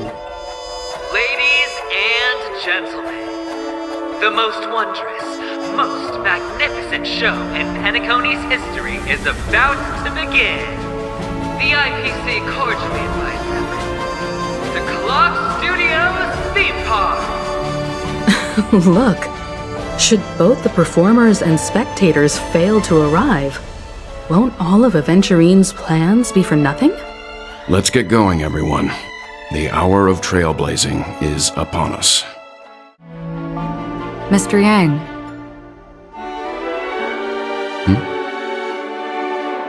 Why did you not tell your companions about my true identity? It's just like you said, an inability rather than an unwillingness. Plus, it's a long story, not something that can be summed up in a few words. But I chose to believe you, and my trust in you stems more from my own personal judgment. I also believe that if it were their choice to make, they would make the same one. Thank you. I'm grateful. To reciprocate, in the upcoming confrontation, if the odds aren't in the Astral Express's favor, I will stand with you, if my meager strength is required. We're back here again. Aventurine actually chose a really conspicuous location. That guy's really taking it to a whole new level. Does he really think he's a superstar or something? Not a soul in sight. The hounds drove out the visitors, and now their whereabouts are unknown too. Everyone, pay attention. The other party has obviously come prepared. Astral Express, you're late. And this, unsought guest. We've kept your appointment, Mr. Aventurine. It is customary to show yourself as well. I will, naturally. But before that, I've got to introduce our guest of honor. Everyone, give it up for Miss Delaron!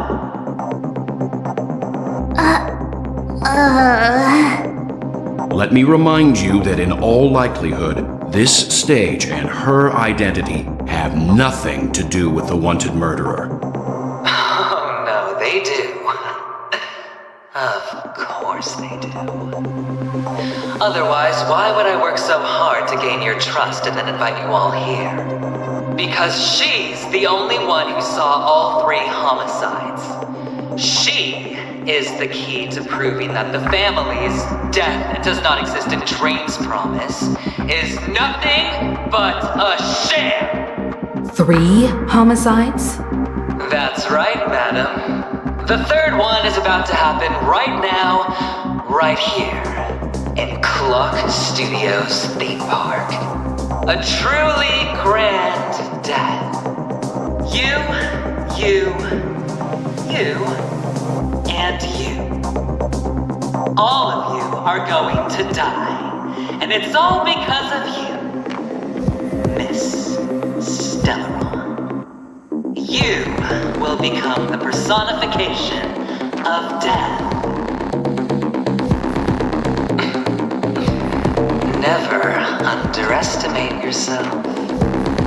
Like I said, you have the power to turn the tide on the entire game.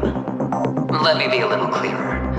I will detonate the Stellaron in you and cause a teeny, tiny accident on Penacony. Bam! The entire theme park will be reduced to a shattered dream. Then before the family can even react, I'll become the IPC fleet's navigator. Your bluff isn't fooling anyone.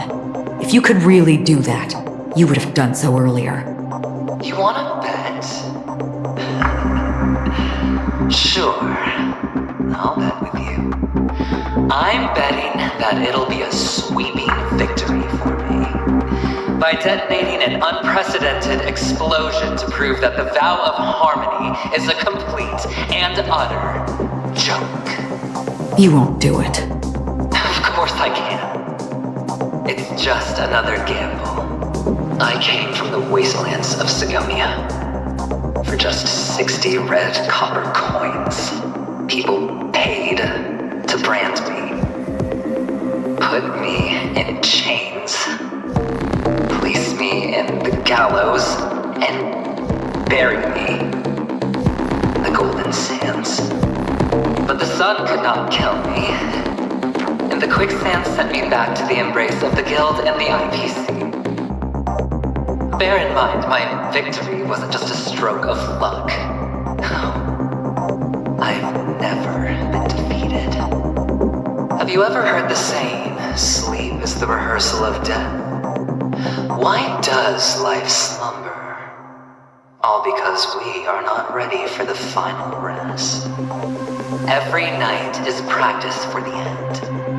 You and I are escaping into our dreams for fear of death at this very moment. And death will surface in our dreams. Friends, the game has commenced, and you cannot choose to decline. Nor do you have any reason or grounds to!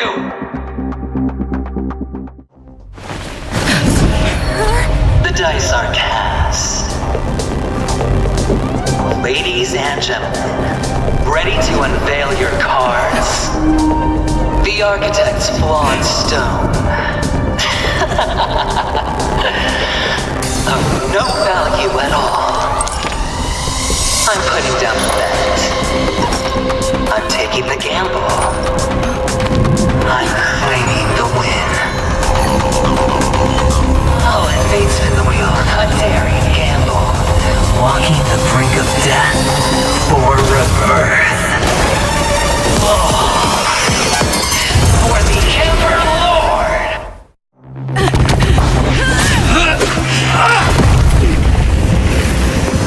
Always hide your ace with a straight face. I'm starting to get a little impatient with you all.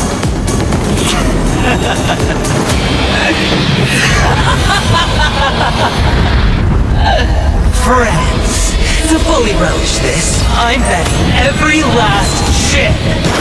Only by casting aside reason does one truly gamble.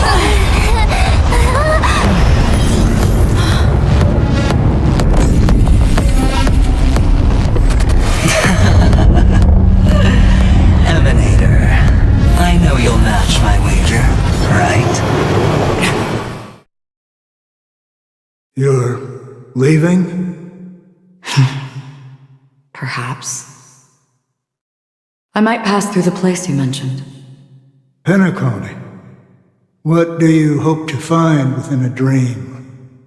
I'm not looking for anything. They aren't in a dream. I'm afraid the family will not open the doors for you. Why? Because the path you walk is not accepted by the Harmony. Even if... that's not what I want. Precisely because it's not what you want. Because they are not like other eons. They have never glanced at anyone. And they never need to. They leave woven strands of fate for humans to walk, and together, they weave a great shadow. And this shadow silently envelops them. There are always those who rise from the shadows. They mostly become a part of the shadow. In your eyes, am I the same? You still have a strand of color, but not much. That is enough. Before they vanish completely, I will reach the Nihility's end.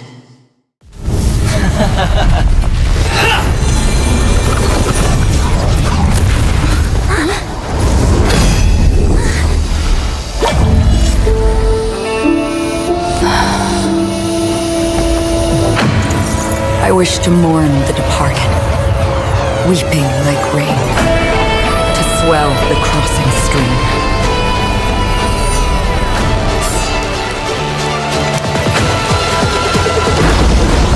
As the tide arrives, leading you back home.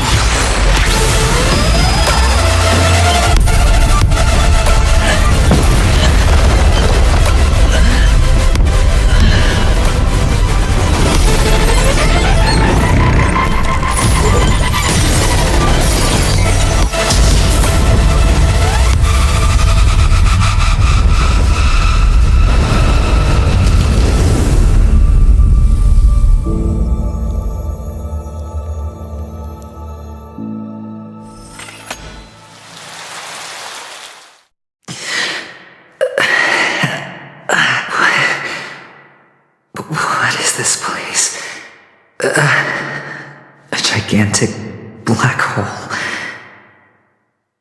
And see,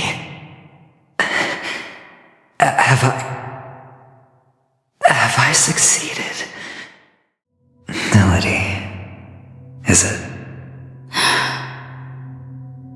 Perhaps to you, I am just an emanator who's hiding her identity. But the sleeping and shapeless never glance at anyone. They have no face, no form, and even less of a will to speak. The nihility envelops everyone equally. Only some who have gone under their shadow can go farther, tainting themselves with more nihility. That's all. That's all. My friend, you really leave me at a loss for words. So, is this my final destination? The land of the dead? This is all but a fleeting dream. One of the thousands of manifestations of IX. Under the watchful eye of nihility, we momentarily linger here before moving on to our own paths. It seems that my death has already been determined. Even if you wish for it, I can't promise you anything. Now that you've accomplished your goal, I think you can be a little more forthcoming. What do you mean? Your performance at the theme park was wonderful and grandiose. A simple yet practical technique that fooled almost everyone. No one would have ever thought that you would have gone to such lengths, even staking your life just to prove a fact that had seemingly been disproved long ago. Real death does not exist in Penacony's dreamscape. Why would I do this? Because this is the only way you can uncover a secret that is even more unspeakable than the serial murders. To use this dream death to get there. To that promised land people constantly seek in this grand gathering. Penacony. The legacy of the Watchmaker. The true land of exile. How did you find out? I never imagined that something I learned about unexpectedly would become the key to connecting everything. It's that person's identity, isn't it? I see you're in the know. Let's just say I'd put money on the possibility. The murder isn't nearly enough to disrupt business as usual. Even if there were 1 or 2 murders on Penacony, most people wouldn't be personally affected. And that won't create any waves. This dream of theirs isn't a boundless sea. It's a lonely island. The family used the Harmony to build a high wall and isolate them from the vast and treacherous ocean of the outside world. That barrier they built keeps death out. But it also keeps the secrets that are lost in that watery abyss from floating to the surface. in a beautiful dream free of suffering. Who would want to go fishing for those secrets? No one. Unless someone goes to the other side of the barrier and lives to tell the tale. Someone already has. I got the idea early on, chewing on that masked fool's little hint. If a mute isn't someone who cannot make a sound, then it has to be someone who cannot speak. Someone who survived the treacherous depths, but is unable to take the stage and speak the truth. Well, I'm happy to know she's safe and sound, and still on Penacony. Hint? Is that not proof? Well, proof is the one thing I don't have. The only thing that can prove these conjectures is for the family to come clean. And with the way they buttered up these outsiders, it seems pretty clear they're intent on covering their tracks. But you don't need proof to have a suspicion. And for me, suspicion is enough. I didn't need to find the memory zone meme. I just needed for someone to kill me like it killed that silver-haired girl. You don't sound very confident to me. Going out of your way to make citywide broadcasts in an attempt to involve more people. You are simply betting on the possibility of someone being able to break down the barrier. You're very lucky that fate has decided to let us cross paths. I happen to be equipped with a very sharp blade. Sharp enough to slice through the veil of dreams. I can also carve the Harmony's brand off of you. You possess great cunning, deliberately setting us up to be on opposing sides, constantly repeating the words of the Emanator in front of others, leaving me no choice but to draw my blade against you. And that's how you win. Opportunity and strategy, both are essential. And in your plans, the IPC always wins. Even if you lose the bet. To the family, the life of an ambassador is still invaluable. Well, it's a huge gamble, isn't it? But allow me to point out a mistake. The IPC's success is not guaranteed. I, unfortunately, have no contingencies for such an important matter. Detonating a Stellaron. I can't do it. The Aventurine Stone is too broken to even safeguard my escape from the stage. If, at the end of the day, you did not unsheath your blade, I would have lost the bet.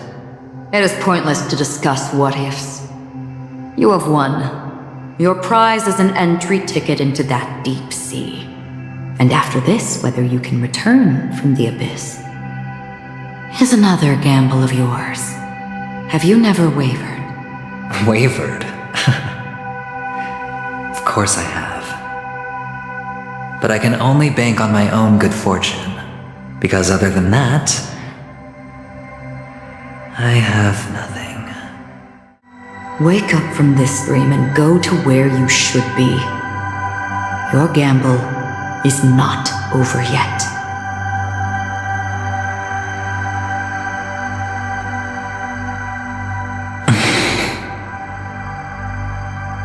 Before we part, can you answer one more question? As someone who has traveled on that road, can you tell me, why are we born into this world? If it's just to die. I don't think this and never have. Nor do you. But the nihility envelops you and I. And everyone. And because of that, it's pointless.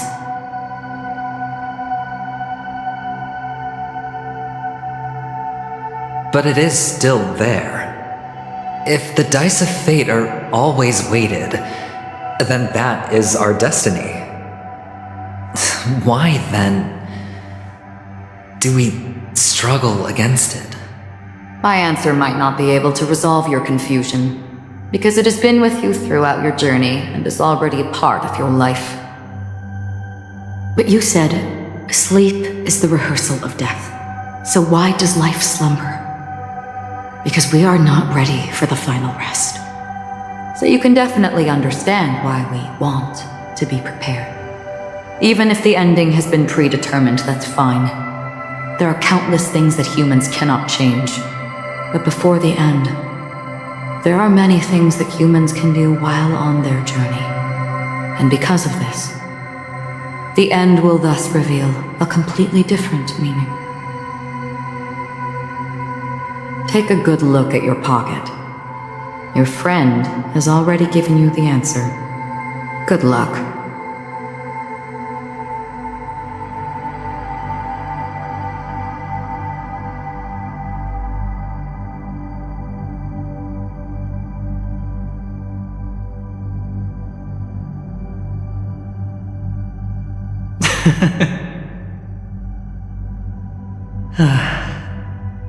Then I shall get going.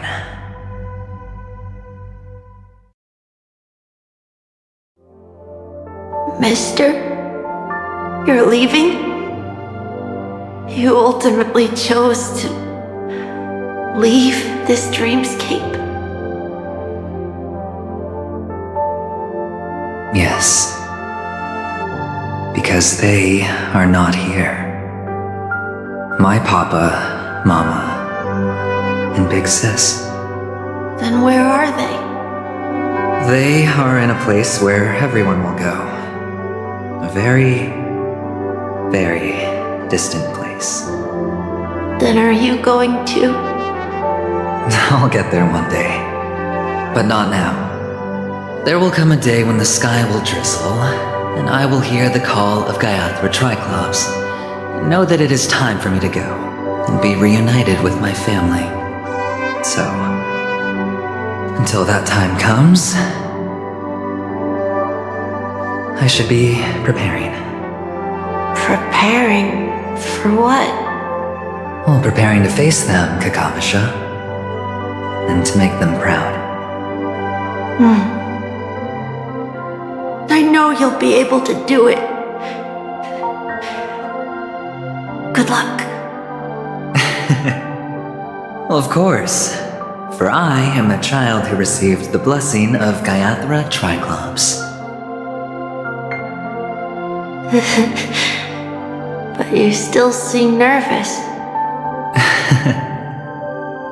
Well, I seem that way because I am nervous. You know what? Maybe you can help. What do you say? One last time? Put our palms together?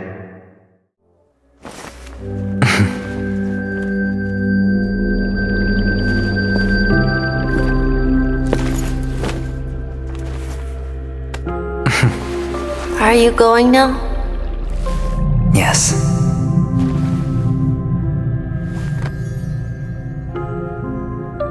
May the Mother Goddess thrice close her eyes for you, keeping your blood eternally pulsing. May your journey be forever peaceful, and your schemes forever concealed. Our paths will cross again beneath Kakava's shimmering auroras. Farewell, Kakavasha.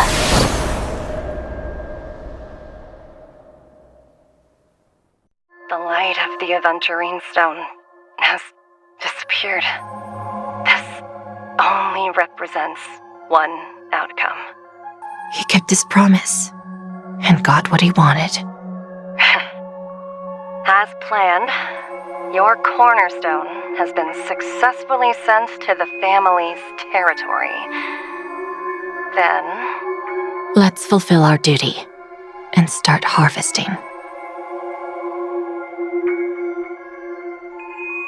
Here I greet, here I whine, here I claim. I grant poison for nectar, sow in spring to reap in fall. Await wizened fruit to fill livened bows. All for the Amber Lord. You're awake. I've been waiting on you for quite a while.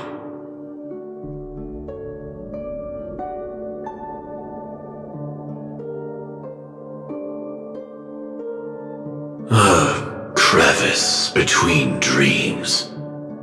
You've met me before.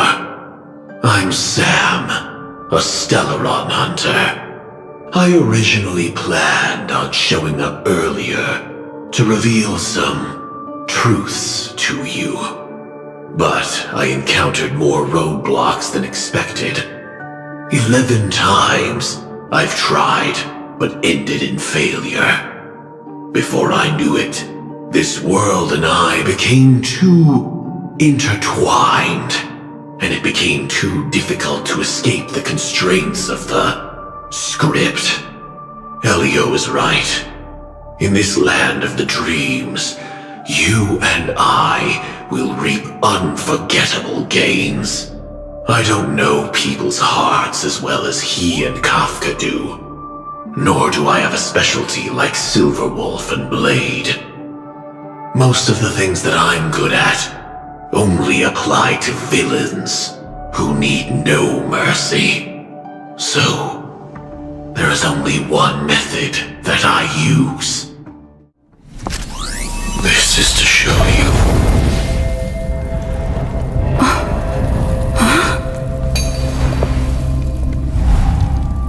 All that I am. Labyrinth-like corridors and halls, traps everywhere. The owner of this mansion must be a bit paranoid. You are so funny, Mr. Security Officer. I hope that sense of humor of yours has helped you find the serial killer. Just expressing a personal opinion. Why? Did I hit a nerve? Mr. Gallagher, my patience is wearing thin. Neglecting duties will only make me more suspicious that you and the real serial killer are connected.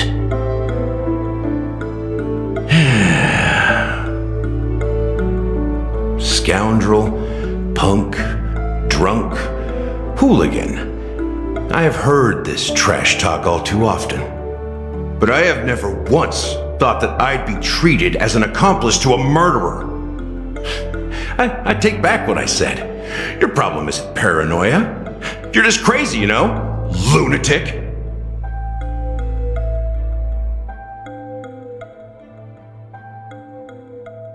You, the family, you broke my spine and pulled out my fangs, and now you want to accuse me of murder?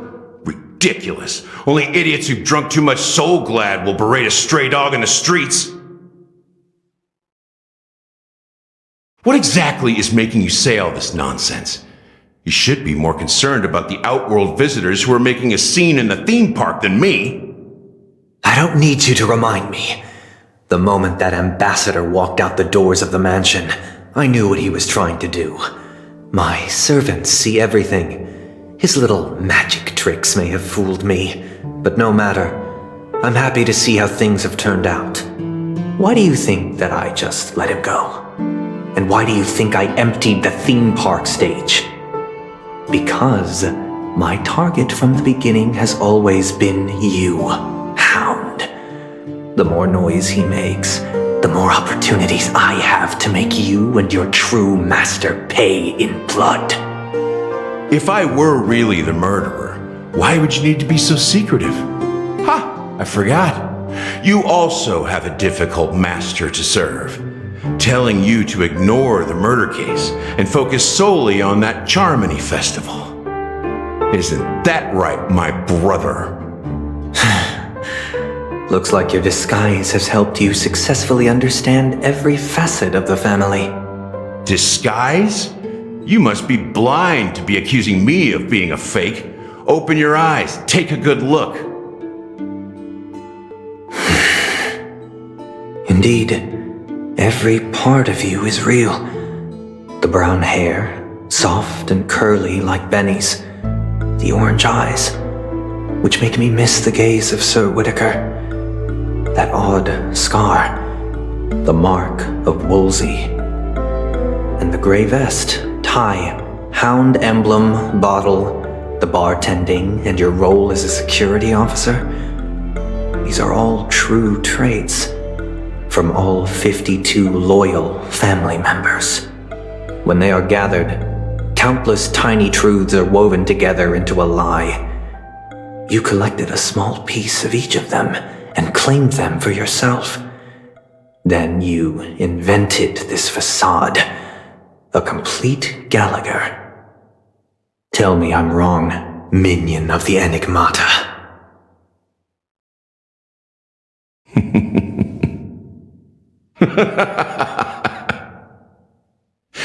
You have guts, I'll give you that.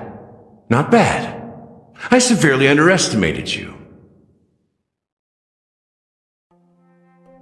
Admirable. But so what? Can this prove that I murdered your sister and that stowaway?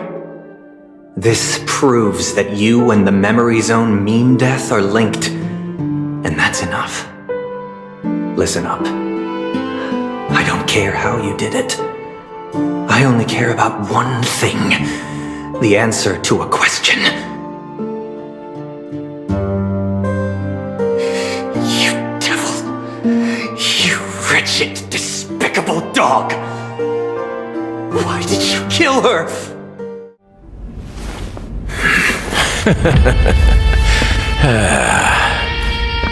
You know, in the thick of things, people are blind to the grit in their eyes. Yet they can always feel it scratch. Want the answer? I'll give it to you. The whole thing is just fate playing a cruel joke on us.